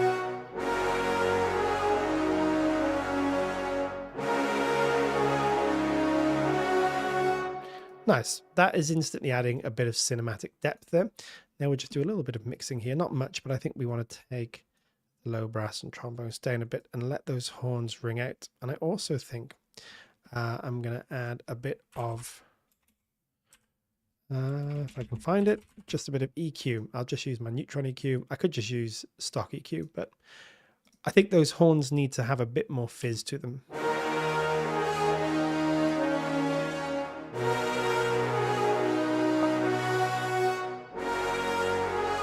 Hear how that's really helped to stand them out. Can't really hear them now. Now you can hear them a lot more. We're not adding too much, a couple of 2 or 3 dB to just the sort of upper end. Thank you, Kaya. I really appreciate it. Yeah, it's coming together. I think this is the kind of thing where sometimes with epic music or trailer music, you have to do a lot of layers before it really starts sounding good. It's something that I've struggled with because I've done some things where I've done some custom trailers, and you can spend the first 4 or 5 hours, even if you think you've got a good idea, you're just trying to layer things up until it's getting to the point where you think, okay, it's sounding okay now, and it has all the rhythm and movement and things. That can sometimes be the tiring thing with doing this kind of music, is it's so simple in some ways and so complex in other ways. And very often if I was doing it, epic music, I'd have like a template that was set up for epic and so on, which we haven't done. But hey, we're just doing little things here to make it a little bit more trailerized, I guess.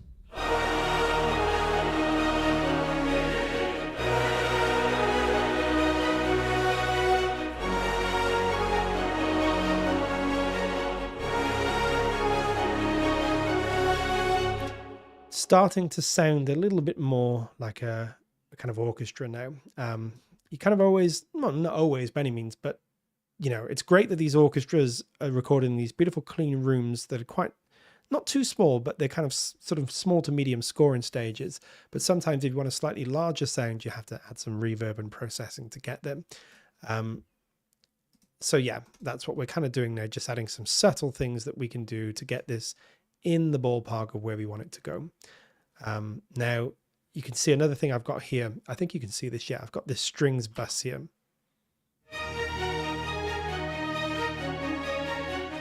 Usually for trailer or epic music, I'd have 2 string buses, one for shorts and one for longs, for various different reasons, but I treat them differently sometimes. We're not going to do that today. We're just going to do a rough mix. So I already have these set up sometimes how I like them. Again, this is going to just add a little bit of reality to things. We have that bloom there now.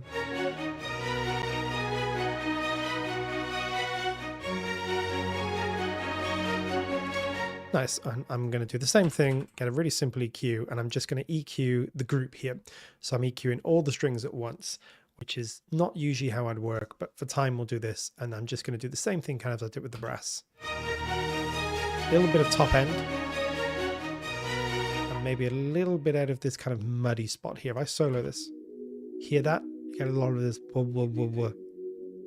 Bring it up. Clear some of that out. Not too much because it's still got a very musical component, but yeah, we can take a little bit of that out. Before. A bit more classical sounding after. A little bit more fizzy, if you like. Another thing that we could do, let's just do it. In fact, let's just use, I've never really used this before. Let's put a bit of saturation on this. So I'm just using a bit of tape saturation from Cubase's onboard tape saturator. Saturation is just going to add a bit of distortion, but what we call musical distortion. It sounds really nice. It helps things break up really musically.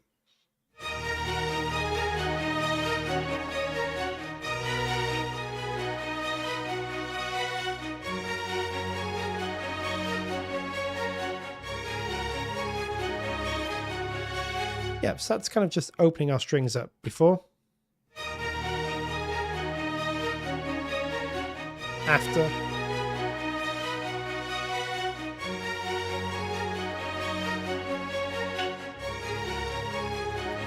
Just a few simple tweaks, but it's instantly made things sound a bit better.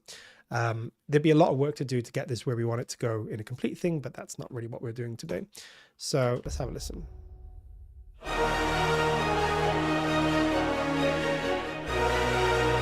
Nice. And to help our short string stand out a bit more, I'm going to give them their own bit of love here.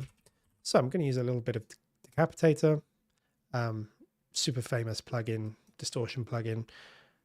Kind of does, you know, a lot of distortions do the similar things these days, but just adds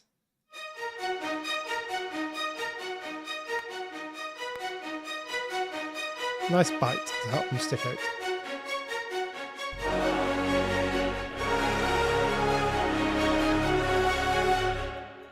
Nice. So, okay. And we're just going to do one final little tweak to our choirs just to give them a similar sound here, I think. So we have all our choirs going through chorus here, I think. By the way, I'm using a free plugin called Proximity. I think this is commonly available. It basically pushes things back in the room for our choir without a bit closer with push back a bit. So that's all we're doing there.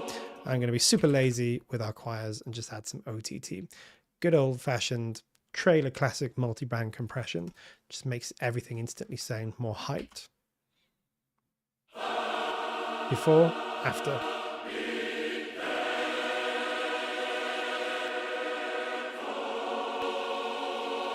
The trailer stuff, it's perfect. And while we're here, I'm just going to put a bit of decapitator on these as well. Why not?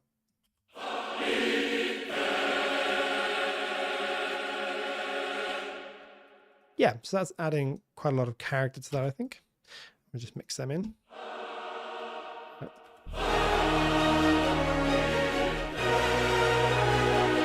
And you know what? The more I hear this, the more I'm thinking, I have a question, if you don't mind. No, of course, not at all. Do you think epic music has a definition and standard, or does it change depending on the listener and the context, like in this case, making Minecraft more epic? Great question. I think it has changed a lot over the years. It used to be, I mean, how best to describe it? It used to be like classical music, but dialed up to 11, you know, so it used to take all these kind of classical conventions and sound a bit like classical music, but just dialed up with drums and choirs and high strings and synths and everything like that. These days, I think it's got a much broader definition. It can apply to almost anything. I think there's some conventions. I think epic tends to be a combination of orchestra and synths. You know, the orchestra just sounds huge and makes everything sound so cinematic, and the synths and things can just make everything sound more aggressive and larger than life. But yeah, it's a really good question, and I'm not sure there's an easy answer to it, but I think it does depend on the listener. It does depend on specifically, there's lots of sort of subgenres of epic music. Some of it these days can be very what we call neoclassical. So as I was saying, it's kind of classical inspired, but dialed up to a more modern standard. Some of it these days is a lot more aggressive. You know, it can be really heavily synth based. You know, lots of kind of crazy drums and intense percussion and that kind of stuff. This is almost sort of based a bit more on that neoclassical tradition, but given that kind of Minecraft twist, I guess, with the Minecraft melody. So I'd say that's kind of where we are today. But yeah, there are some conventions, like we said, the kind of motors, the strings and the synths, the percussion, which we've yet to add, is a very common thing in epic music. And, you know, the kind of larger than life orchestration and things. But yeah, it's a good question. And there's no, I think, exact definition these days. I think it's broadened out a bit. What do you guys think? Do you think of a specific definition of epic music, or do you think that there's a more sort of broad definition of it these days? It's a good question, really good question. Thank you, Kaya. And I'm going to just take out these extra syllables and just have these choirs sing nice, big, broad, long held notes. I think that's going to sound best.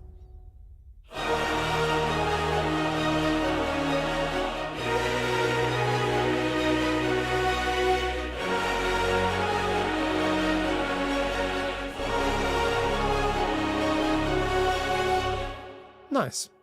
Yeah, let's just have a listen to the whole thing and see how we feel it's sort of combining together.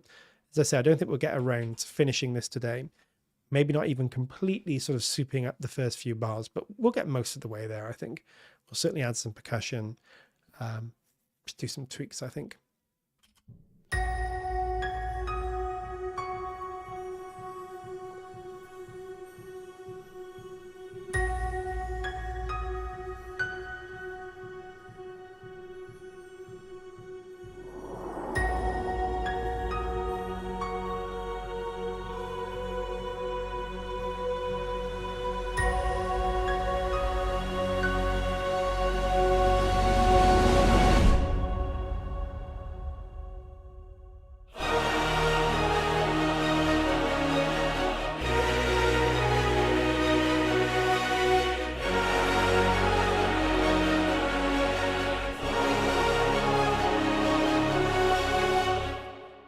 We've got quite a nice thing going on there. I think we're going to probably get to the point where we're going to add percussion there. That's going to give us our biggest bang for buck. You know what I might do? I'm going to see if this works. Let's just see if it works.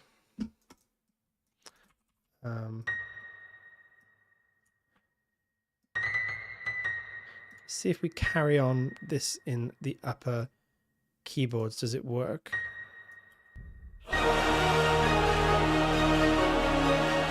What do you guys think? I'm not sold. Maybe if we did it quieter, because I feel like we need a little bit more definition. But that's too loud, I think. But hey, we can just turn this down. Noted, thank you very much. To me, epic isn't fixed. Sound since its emotional scale. What feels epic depends on context, contrast, and purpose. Very true. In Minecraft, Kate, it's about amplifying wonder. That's a really, really good definition. I think that's a great way of putting it. And yeah, 100%, you're right. You know, sometimes it may be aggression, you know, or the sort of more action-packed elements. Sometimes it may be the emotion. You're right with Minecraft. If you think about it, it's a beautiful world. It's not necessarily children's based at all, but it's more based in that wonder, that childlike sort of fantasy realm. So you're right. You don't want something that sounds aggressive or sort of violent in any way. You really want to amplify, exactly as you say, the kind of the wonder element of it and the kind of magical element of it a bit, I think, but sort of combining it maybe with a bit more force than it usually has to get the epic across. But yeah, that's a great definition, Kyra. I think that's totally the case.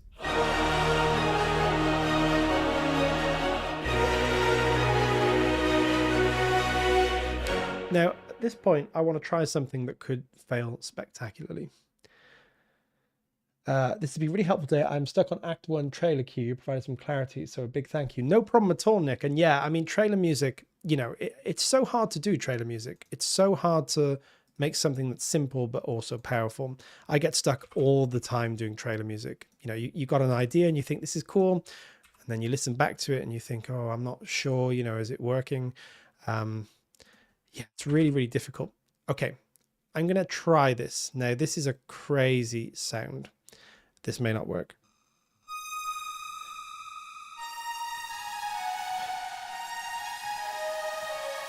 This is, I think it's a preset that was already in Vital, which is a free synth. Again, you can download it if you want to. I don't know that this is going to work at all, but hey, let's try it. Something that's very common in trailer music is to layer the brass or the melody with kind of quite a distorted or aggressive synth, but quiet in the background. Let's just have a listen to this. You can hear that's kind of aggressive, but it also kind of has that wondrous kind of quality in a way. And I think if we have that not too loud, this might add something without being...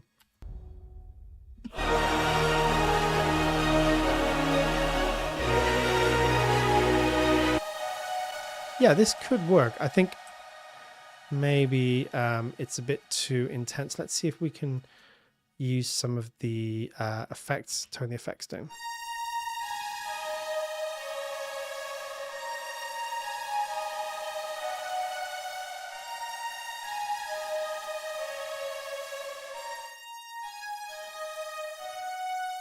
That might be better there. true. Sometimes trailer music feels more like producing than actually writing music. That's a really good point. And it is. I mean, a lot of it is, as you can see, one of the things that I do, and I know a lot of really much more seasoned trailer music composers do, is export a lot to audio, because it's sometimes easier to think of these things as kind of pieces of a puzzle than musical elements. I come from a background of everything was MIDI and everything stayed MIDI, and it'd be very rare that I'd export audio. But these days, if I do trailer stuff, I'm always exporting audio because it's easier to process. It's easier to see visually where everything is lining up, like hits and things like that. So you tend to think kind of differently. You know, you'll maybe still do your melodies and sort of main orchestral stuff in MIDI, but a lot of the time I'm exporting stuff so I can see it better and see the layers better. And I know a lot of trailer music composers work almost kind of entirely in audio. You know, once they've got something they like, they export it or freeze it and get it in a kind of audio format that they can then manipulate it, or they can change it, or they can copy and paste it. So it's a really good point, Fira. Yeah, it's kind of a different mindset sometimes. It's really difficult. I really admire trailer music composers because, you know, truthfully, epic music, trailer music sometimes get a bad rap from people who say, oh, it's too simplistic, or it's, you know, done to death or whatever. I don't think either of those things are true. It is simplistic in a theoretical way, but the knowledge you need to have of producing, the knowledge you need to have of how to layer, the knowledge you need to have to really make things sound punchy and clear and huge, it's huge. It's so difficult to do that stuff. I'm still learning it, and I'm by no means sort of expert at it yet. I say I come from a much more traditional background of just thinking like an orchestra. All these amazing players would play something, and I've just got to write the notes, and they'll interpret it and make it all sound beautiful and lush and rich and naturally balanced. That's not how it works in modern music, and certainly not trailer music. You have to do all that work. So we've got this weird sound, but I think it's going to add something.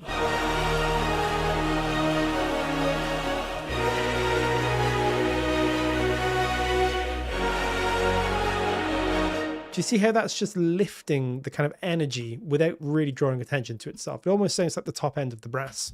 Without.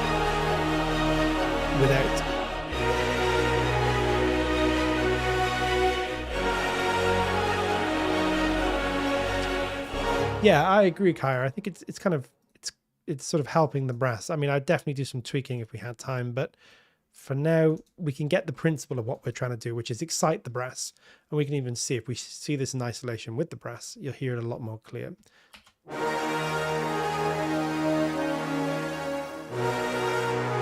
Without.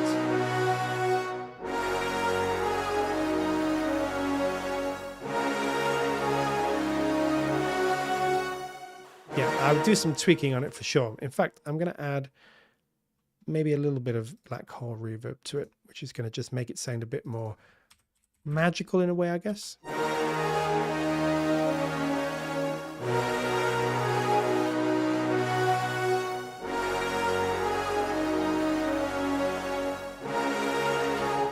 Yeah, this kind of a subtle thing that adds a lot without really seeming like it would.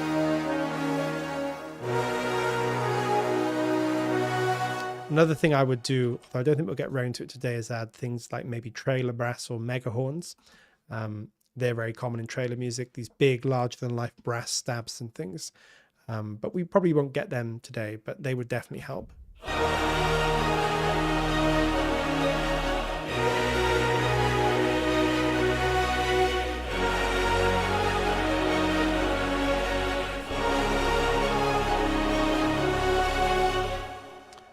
Cool. So yeah, that's kind of coming together. We may only just get these 4 bars done today, but we've actually covered a lot of the principles of sort of epic music or trailer music in just these 4 bars and the intro as well, I guess. Let's listen to things in isolation and see what we think.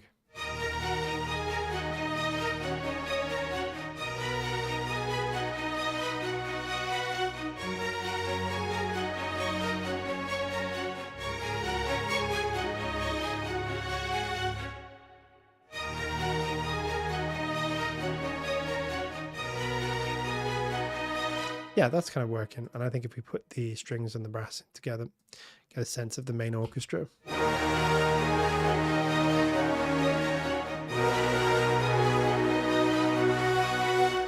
Yeah, I just want to cut a little bit of kind of muddiness out of this.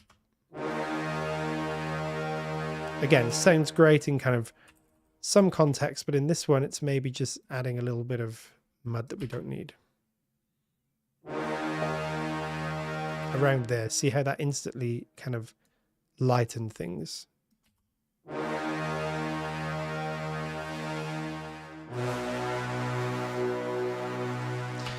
Yeah, it's got this kind of resonance, which for certain contexts would work really nice, but in this case, it's just sort of weighting things down. It's that there. Just a bit honky, as we call it. Take it down. Nice, yeah. I would probably do more multiband or compression or EQ on brass usually, but again, I think it's too much to go into today.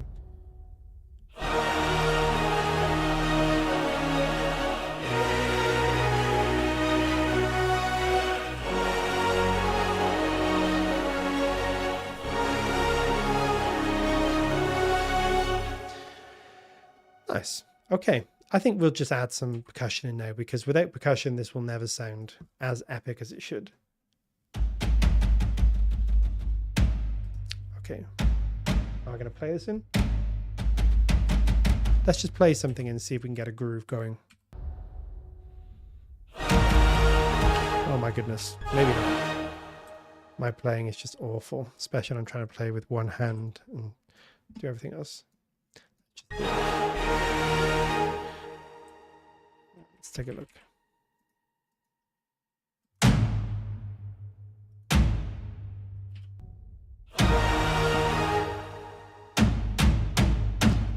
So what I'm going to do is write a lot of notes in, but change the velocity to really give it a groove. Velocity is a huge part of groove. I mean, here, listen to this. Doesn't sound great. With a bit of accents, it's going to sound much more musical. Hear how that sounds more musical than this. It's all the same velocity with a bit of groove, and this would normally come from playing, but I'm not playing, so I'm just adding it in manually. And then we can yeah, I agree, Kaya, they're really chunky. Just straight out of the box sound great. That's hopefully going to just add this kind of drive to what we're doing.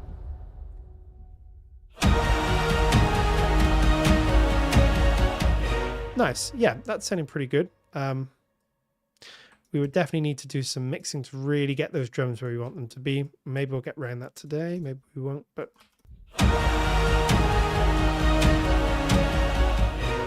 yeah, nice.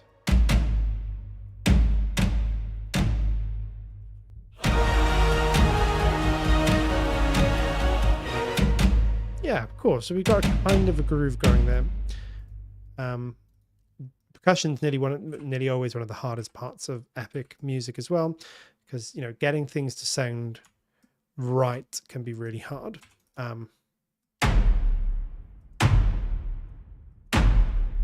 So I think we're going to just put some bass. So we use the bass to do sort of less but more important accents. We're doing accent notes basically.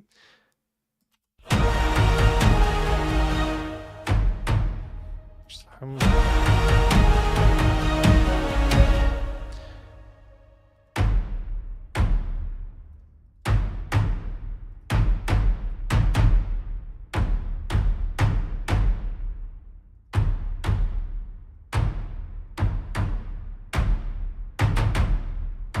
something like this.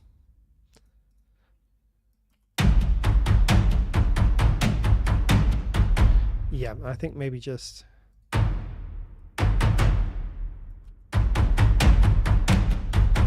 nice. Yeah, something like that. So you can hear they're really adding a kind of sense of flow and rhythm.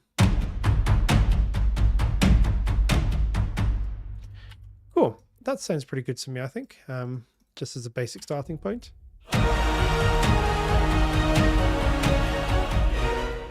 We would definitely do some refining on the drums and things, but they're always one of the hardest parts to get right. So, you know, it would take a good couple of hours or more to really get those drums where we want them to be, I think. Let's get some clacks in.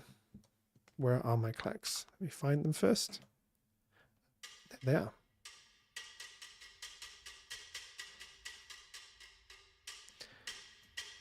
So the clacks are going to add like an upper end that the drums really need.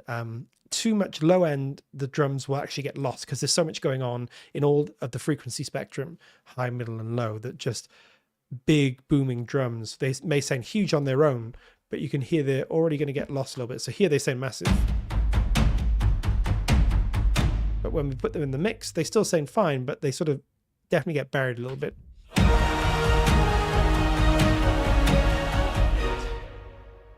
Yeah, so what these clacks are going to do, like there they are, is add, and yeah, add a little bit of extra higher end energy.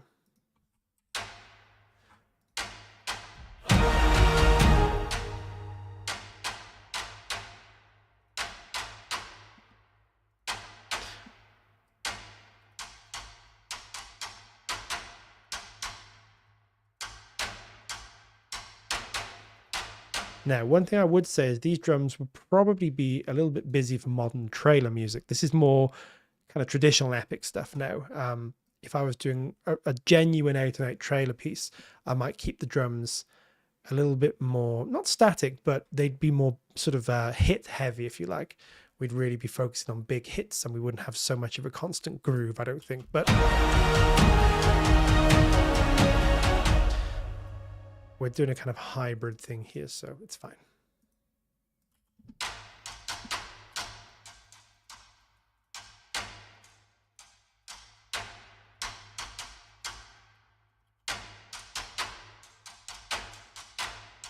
Nice. And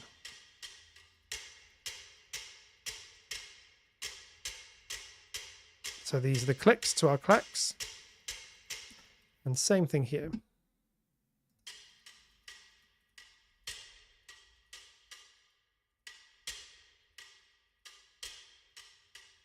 So together they should form quite a nice groove. Do you always use headphones when composing? I use studio monitors and then I feel it's so different from what I wanted it to be, particularly for velocity-based instruments. No, I try to use headphones actually as little as possible sometimes. The main reason I'm using them for streams is just so it doesn't get into the microphone and cause all kinds of issues there. It's just a bit cleaner using the headphones. But I try not to use them too much. Number one, just to give my ears a rest. And number two, because you're right, hearing things through studio monitors gives you a very different perspective. What I normally end up doing is listening to things through headphones, through my speaker monitors, and I've got a couple of other pairs of monitors sometimes that I use, or the classic export it and put it in the car stereo and see how it sounds there as well. Hearing things in different environments definitely lets you know what's working and what's not. For example, these headphones I really like, but they're a little bit bass light sometimes. So sometimes when I put stuff in the car, I realize that I haven't put as much bass in as I should have done, or sometimes a bit too much. That's why listening in different environments is really good. But yeah, for the streams, the headphones work best. And again, we're not worried too much about getting this perfect. So for what I call tracking, the tracking stage where you're just putting everything in, the headphones kind of just the easiest way to do the streams, I guess. Cool, so that's got kind of a nice groove to it.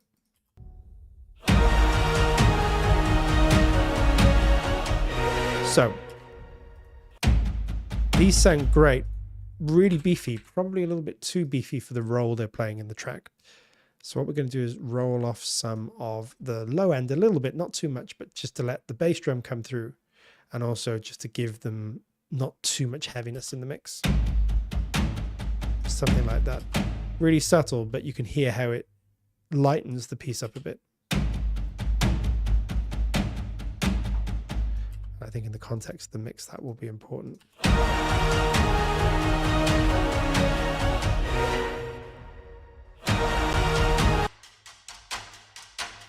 What I'm going to do with these clacks is I'm going to add something known as a transient shaper or transient master, just to give the transients a bit more attack and the sustain a bit less. Hey Tom, how you doing? I think I was saying at the beginning of the stream, but me and Tom did a co-composing sketch to score challenge that's out on our YouTube channel now. It was a lot of fun. We had 1 hour to do a piece together on a computer we'd never used before.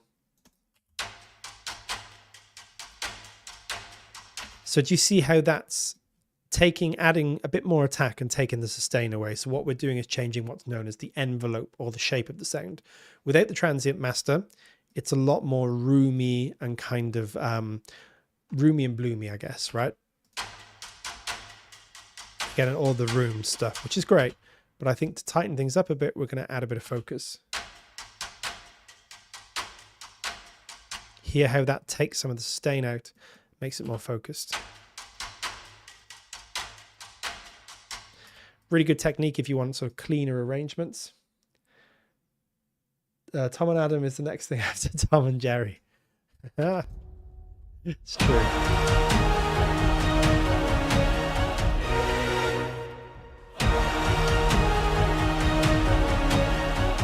Okay, that groove's kind of working now. It's not perfect, but it'll do. So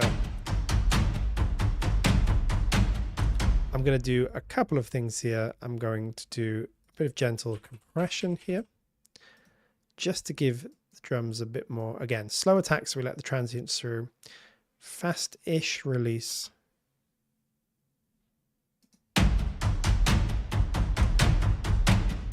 Just going to glue things together. Make things sound a little bit more even.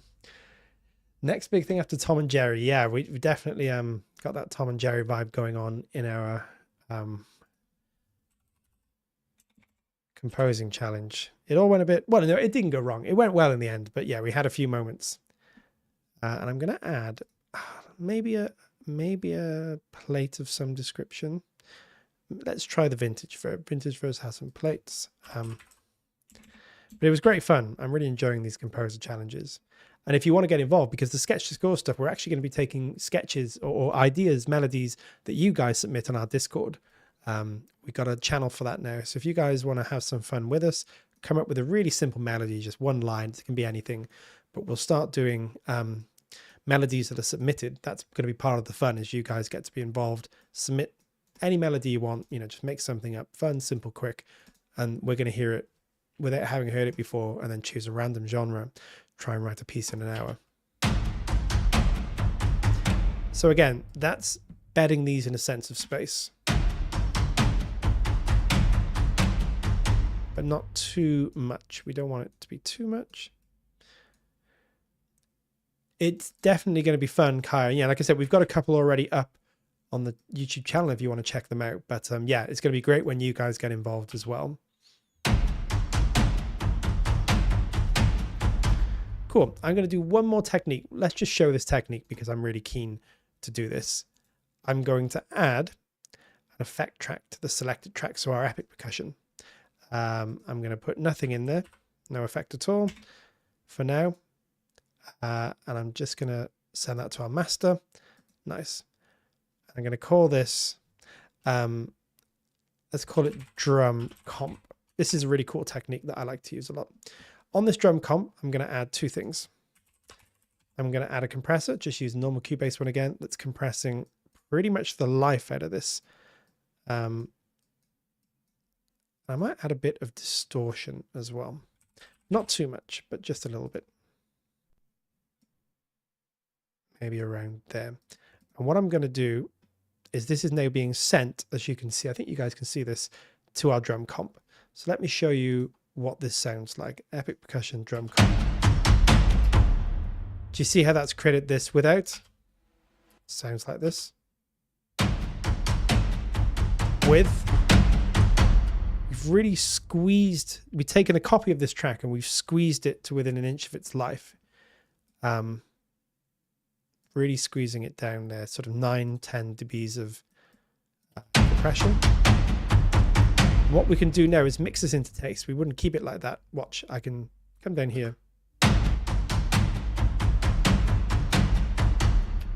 What this is doing is mixing in a super compressed version, but at a lower level. It's really squeezing the drums together. It's like a great glue that adds a lot of weight and power, but is kind of transparent as well. See how much bigger they get without really seeing where they come from. Nice. And then what I'm going to do is just take that reverb down a little bit more. It's maybe a bit too intense. It's just adding a lot of weight. And in the context of the mix, it'll make those drums pop through. Nice. I think that will do for now. So Cosmetics, I was wondering which direction it would go in the beginning, particularly with your look pointing to epic. The melody was definitely more romantic, more dramatic, kind of emotional, yeah. And then we ended up with epic. So we were a bit stuck at first what to do in that challenge, but we kind of got there eventually. We had an hour. Ollie was watching over us. We had a few Logic instances, let's just say, a few problems. Nothing wrong with Logic, love Logic, but we were just learning a system, wasn't quite behaving. And there was me getting told that Macs were indestructible, they never crash, nothing ever goes wrong, everything's perfect, PCs are terrible, and yet watch the video to find out what happened.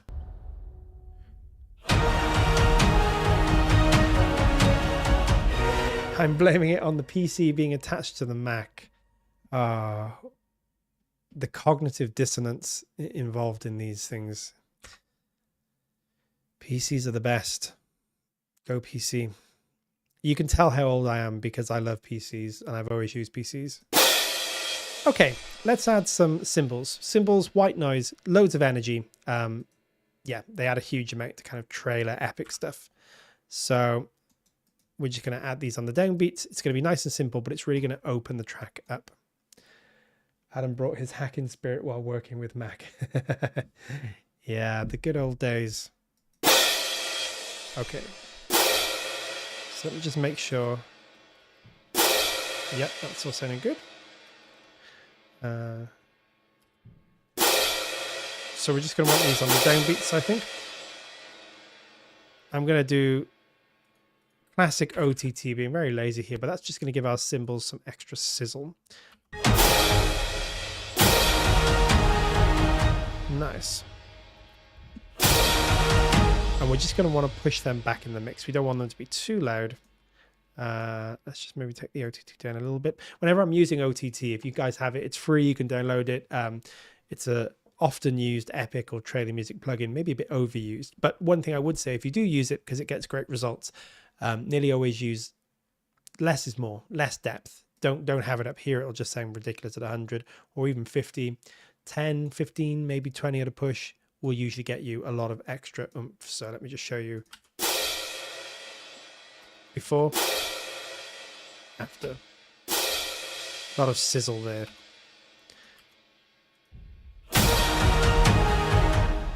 Yeah, that's just adding a bit of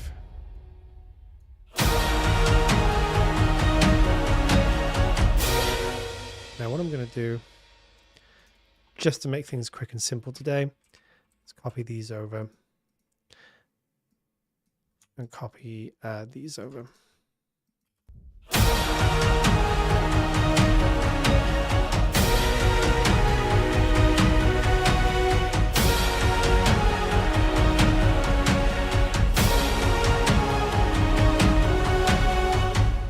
Nice. I think these 4 bars are giving us kind of a good flavor of where this would go if we were able to complete it.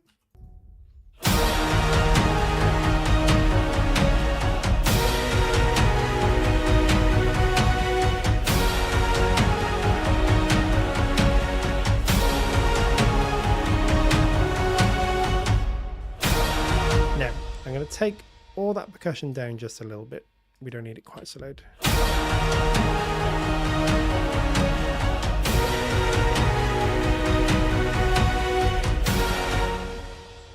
what I might very quickly do is repurpose this.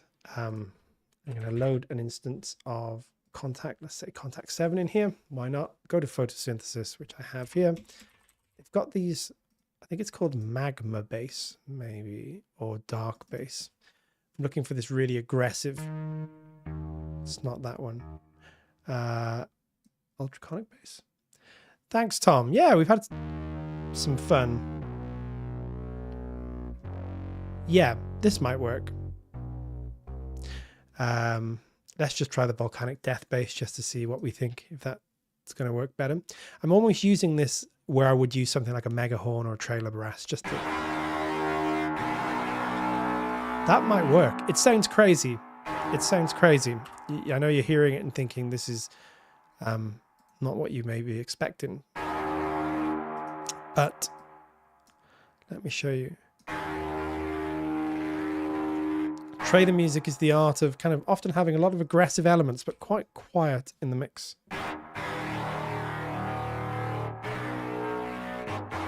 So this may or may not work, but it may just add a lot of the fizz that we're missing.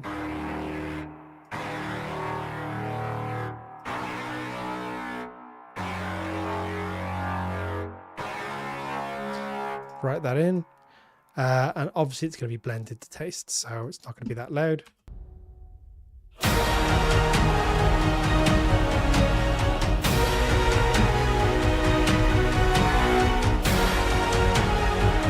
Yeah, so it's kind of adding something.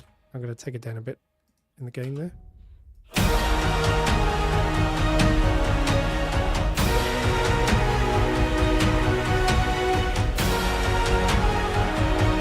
It's just doing this subtle thing of reinforcing the bass elements here. If I take it out, you can just hear a loss of energy, but you can't really hear it when I put it back in.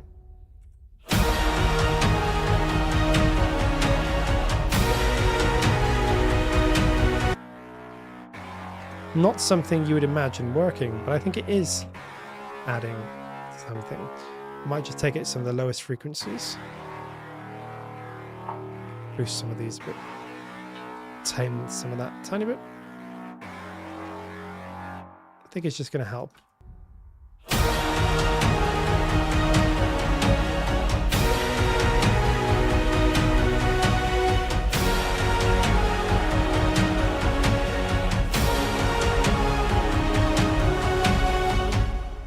Cool, that's coming together. You know, there's a lot of work that would be done, but I think we got something that kind of sounds like a little piece now.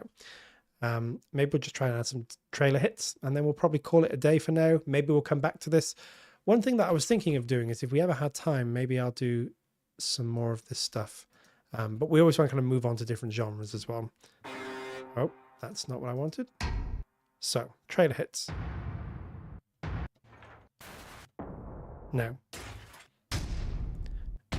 we don't want anything too extreme trailer here. That might work.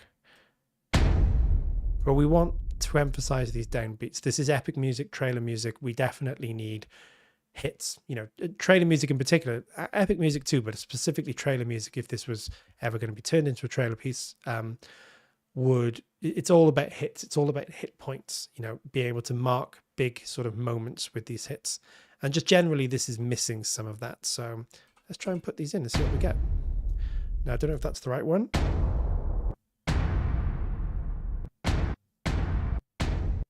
Those two together may work, maybe too much.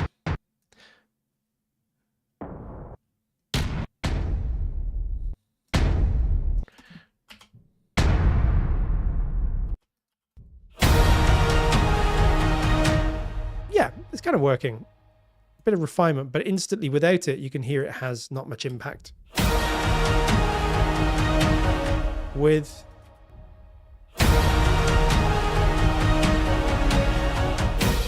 it's definitely helping.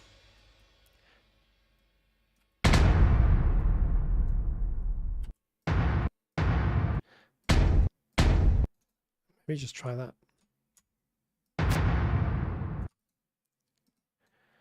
We got a kind of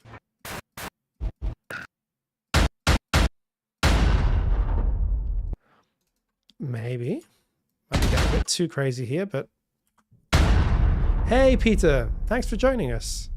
That could work, maybe. Sounds a bit robotic, but that's fine with hits sometimes. Not all the time, but yeah, I think that bottom section maybe works.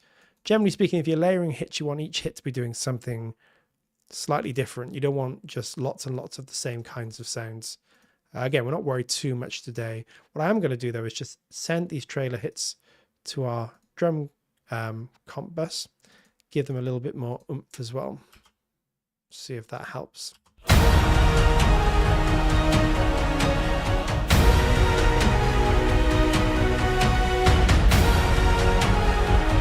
Yeah, I mean, it definitely needs a lot of refinement, but you get the idea of what we're doing here.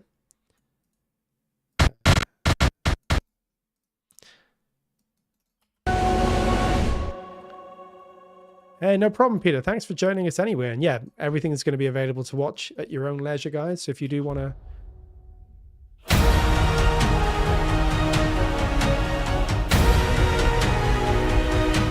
Nice, yeah. Not perfect. I'm just going to put a bit of OTT on, see if that just helps poke them out.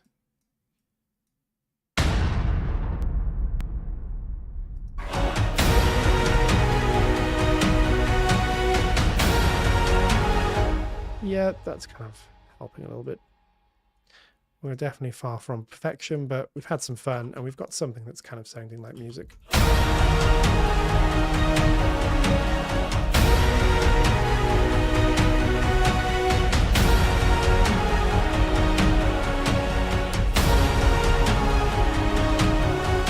And then, like all good trailer stuff, start building those hits in.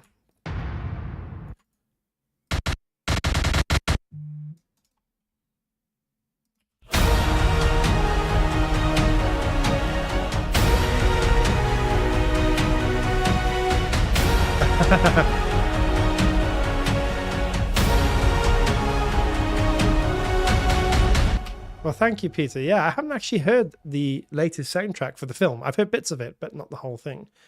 So yeah, I don't know kind of what direction they've gone with it all, but we probably still have slightly... Yeah, probably still have slightly too much bass heaviness going on here.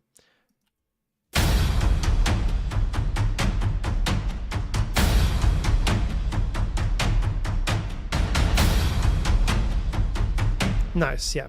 And I'm just going to add some snares while we're here. We kind of need a little bit of thwack and a little bit of that.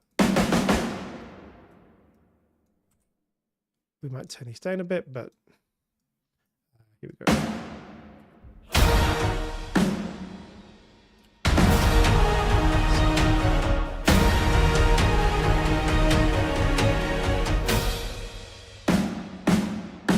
Just write these in quick. So. Oh, the trailer as well. Yeah, I don't know if I've seen all the trailers. I think I saw the teaser trailer.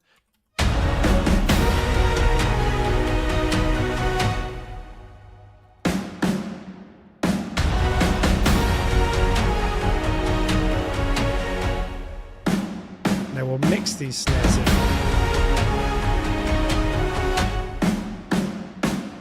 They're definitely sounding a bit too much there. And again, we're going to do, I'll just use my trusty neutron. The EQs available, of course, just to really want to bring the snappiness out of the snare. It's a bit too much of this going on. You can literally see it here. I'm not really looking for this to be a traditional snare. That's sort of where I want it, roughly. But down in the mix. It doesn't have to be too present.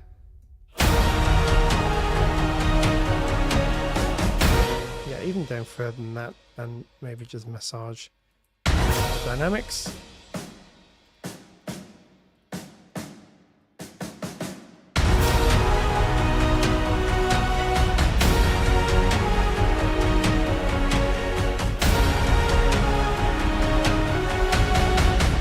Cool. I think we can almost call this, obviously by no means done, but you know, just for today, we've sort of gone through some principles of epic trailer style stuff. Just do maybe a tiny bit more tweaking.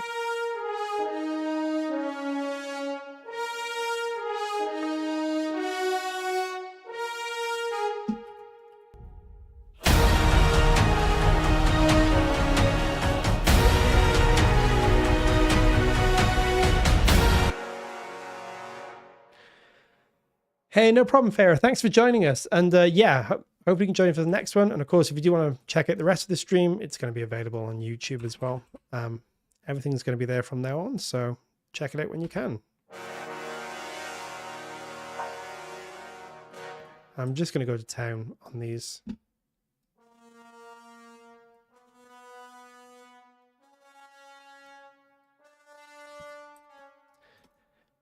Thank you very much. Have a great day, whatever you're up to. And yeah, look forward to catching up with you when you're next around.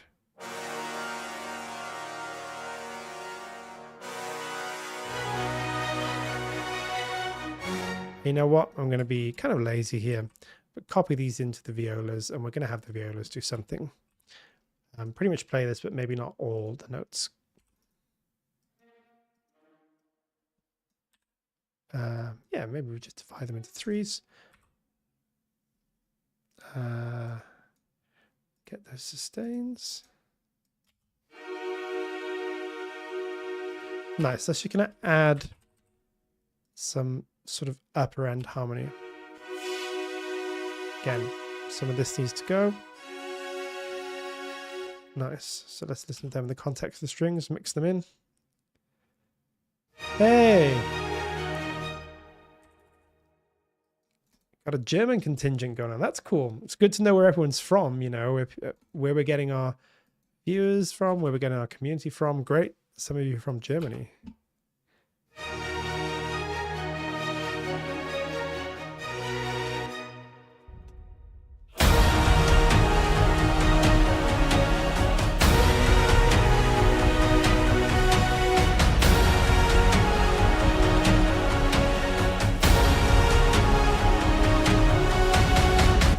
Yeah, that's not sounding too bad.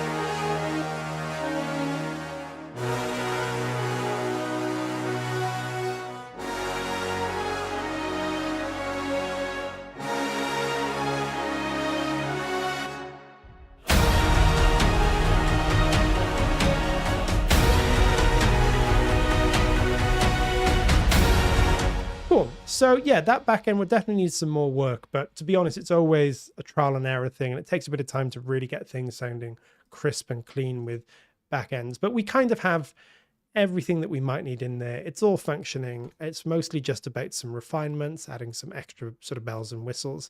And I think our intro sounding pretty good. Again, would need a little bit of extra work here and there. But let's listen to the whole thing. They probably don't match at 100% because we haven't done quite as much work on this back end, but we can kind of see how the whole track might sound.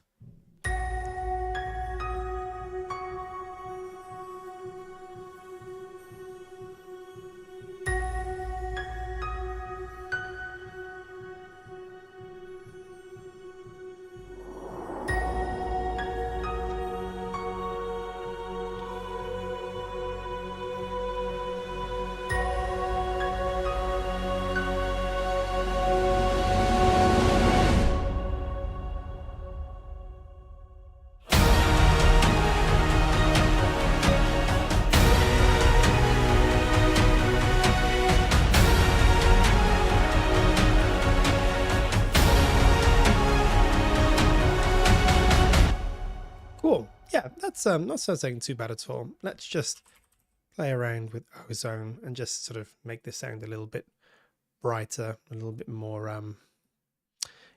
not so much intense, but yeah, just a bit more. Let's take a look. So we find a preset that we like here.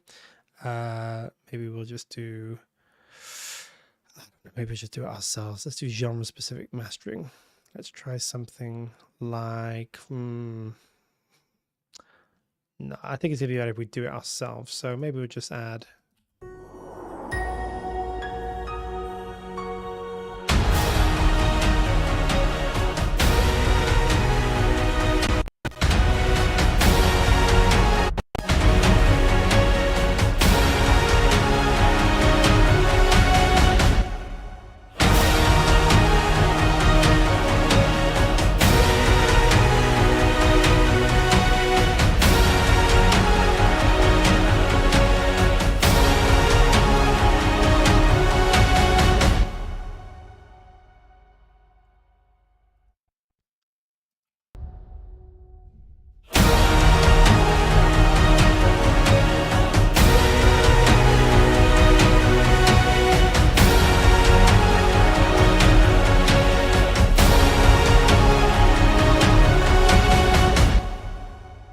Yeah, that's not sounding too bad. We definitely want to do a bit more work there, but I'm just going to be lazy again, do a bit of OTT. Don't do OTT on a master. That's just, but for now we'll do it.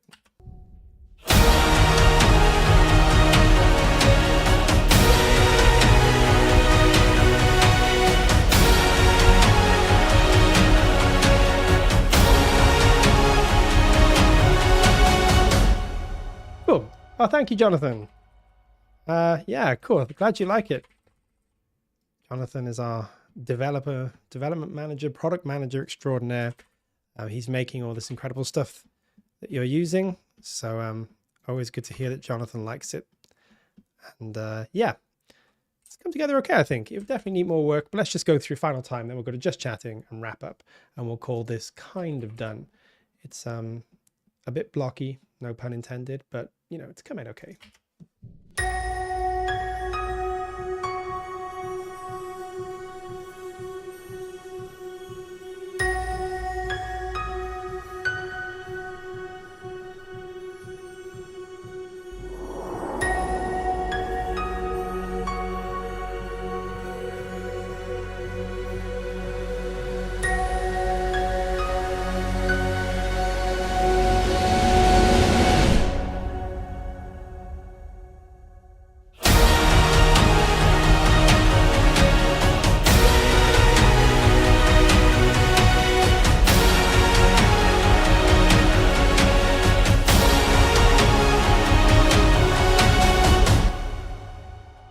Yeah, not too bad.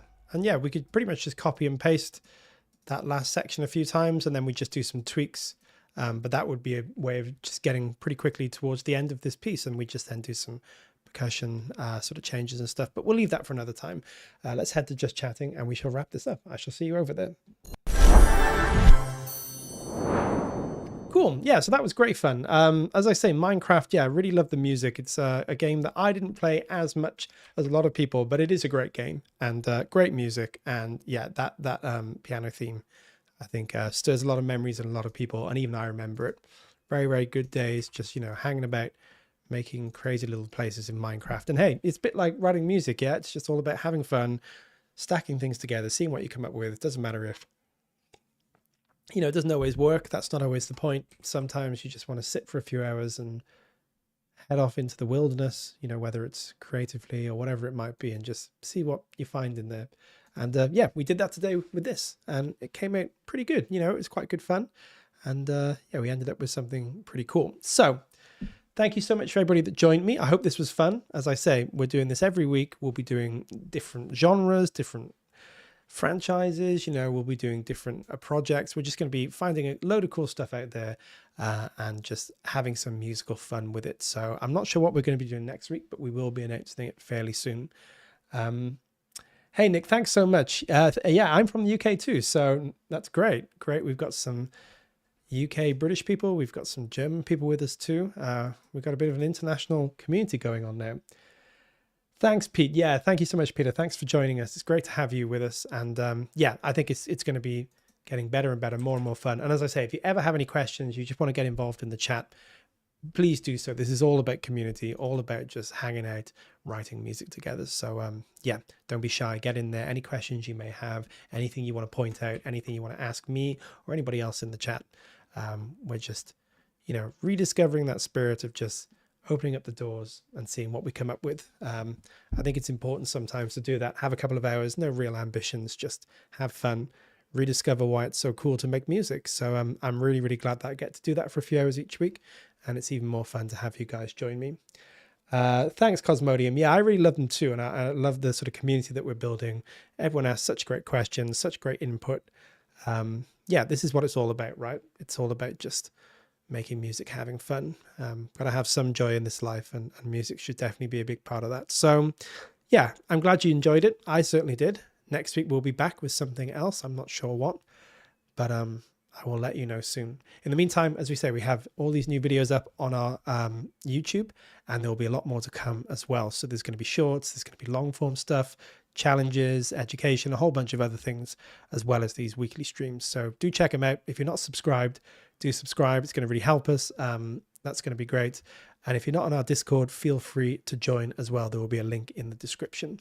And if there isn't, yeah, I will put it in the chat. Yay challenges. Yeah, definitely. Lots of cool stuff going on. I wish his community to reach great places. Thank you so much. And yeah, me too. And I'm very much looking forward to sort of building it up and having you guys along for the ride. So yeah, I think we will call that a day for now. As I say, thank you always for joining me. It's great fun to spend some time with you guys, write some music. Stay tuned. Next Tuesday we will be back, and I will let you know shortly what we're going to be doing. In the meantime, go check out what else is on the channel. Me and Tom got up some shenanigans the other day doing a challenge, which is very cool fun, and there's going to be more where that came from too. So wherever you are, whatever you're doing, have a great day. Hope you get to write some music, and if you do, and if you're in our Discord, share it with us. We always love to hear, give feedback when we can. So yeah, thank you guys. Take care and have a good day.